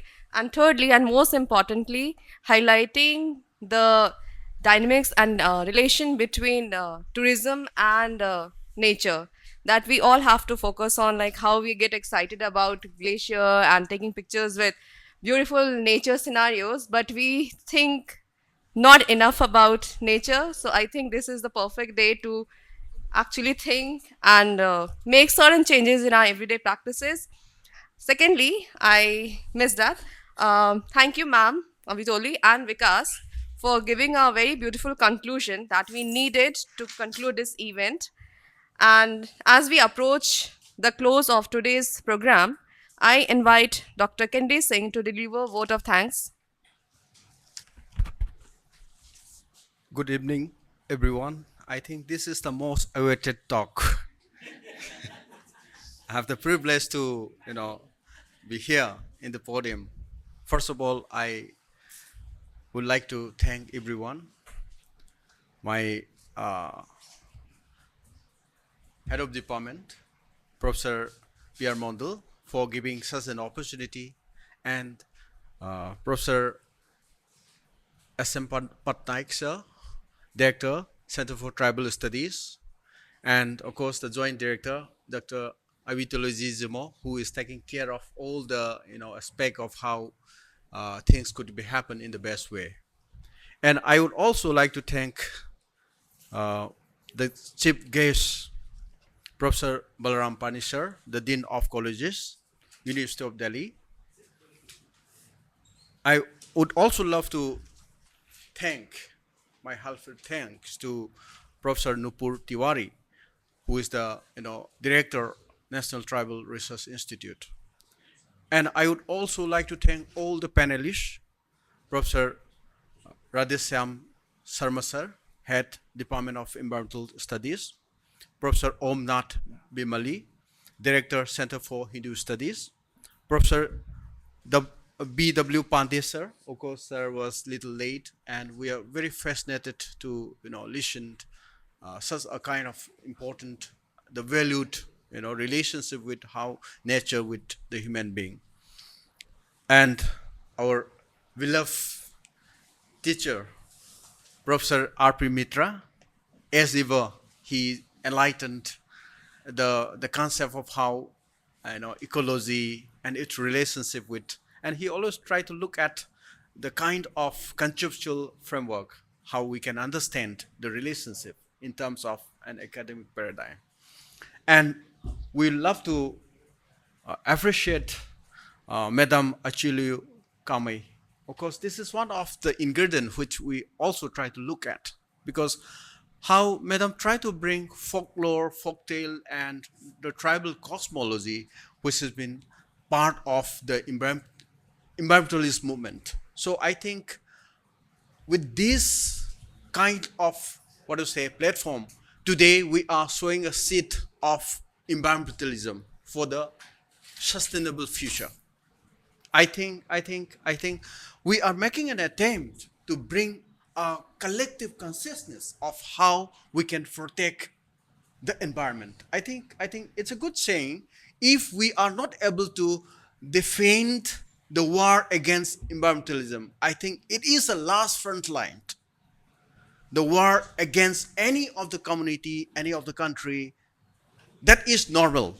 But if we are not able to defend the war against environmentalism, then we are losing, and we are losing hope. I think today we have some hope from the way how we are, bringing a course, a kind of discussion in this room. I think this is one of the very important aspects. I think we need to talk about a kind of responsible development that sir was trying to talk about. I was trying to assert it, because when our student was asking about whether we should take a debate on how development versus so on and so forth, because we cannot go against environment, but at the same time we cannot give something without touching for the part of development. So that's why we should be quite responsible for doing what we are supposed to do it. So I think we also very thankful to all the faculty members, our friends from other departments and colleges, and of course our students who contribute and who work to make this function successful. So with this note, I'm very thankful to everyone, and I think with the permission of the chair, I'll conclude the session for today. Over to you, Kanika. Thank you very much. Thank you so much. I think there is a small announcement which I would like to make. Me and all my colleagues, all of them, Professor Bimali, Radhey Shyam ji, Pandey ji, Mitra ji, we have been thinking that whatever we discuss today should see the light of the day for a wider audience, because it is definitely a good, I should not be praising the initiative of our own center, but I can praise the initiative of the resource persons who have taken all the pain and have really deliberated very significantly on this issue. So my proposal to all of you, after my discussion with all of you, which is a collaborative effort, but here the collaborators are together, like Professor Sharma gave the wonderful example of collaboration, and this has gone into our heart. हम लोग ये सोच रहे हैं कि अगर 2000 ward से 3000 ward के बीच में आप संक्षिप्त में जो आपकी विषय पे आपने आज चर्चा की उसको अगर लिपिबद्ध कर दें, तो हम पूरी कोशिश करेंगे कि बाई एंड ऑफ जुलाई हम इसको पब्लिश कर देंगे in form of a symposium, in form, and we have also ISSN number from the centre for tribal studies and all. कुछ एक हमने अप्लाई किया था, एक दो है हमारे पास. Sandhya, we have number. So proposal के माध्यम से लास्ट ईयर का कुछ उसी में सारा डाल के एक अच्छा सा कर देंगे. Madam, I am requesting all of you that if you can put down your points on a central theme of living with nature, as you understand from your discipline, the template has to be from your discipline, but also crossing the boundary of your discipline and talking about others. We will put in terms of a collected papers. If it is brief, we will produce a working paper. If it is more, we will produce a volume out of this. So it is I think we can all manage this. Thank you so much. Thank you so much. Thank you, sir. With that, we have come to the end of today's program. And on behalf of the Center for Tribal Studies and the Department of Anthropology, University of Delhi, I thank all our distinguished guests, faculty members, scholars, students, and participants for joining us. And on my behalf, I would want to add that as much as we really admire and look up to the intellectual mind present here, I also want to highlight those people who has been working on this event to make this event very successful from the day one. So I would like to thank our research scholars, Sandhya and Vikas, from working to make this event successful from day one. I would also like to extend my thanks to Kamal, Shubham and Bhumika to make this day nice. So on that note, wishing everyone a meaningful World Environment Day. Thank you.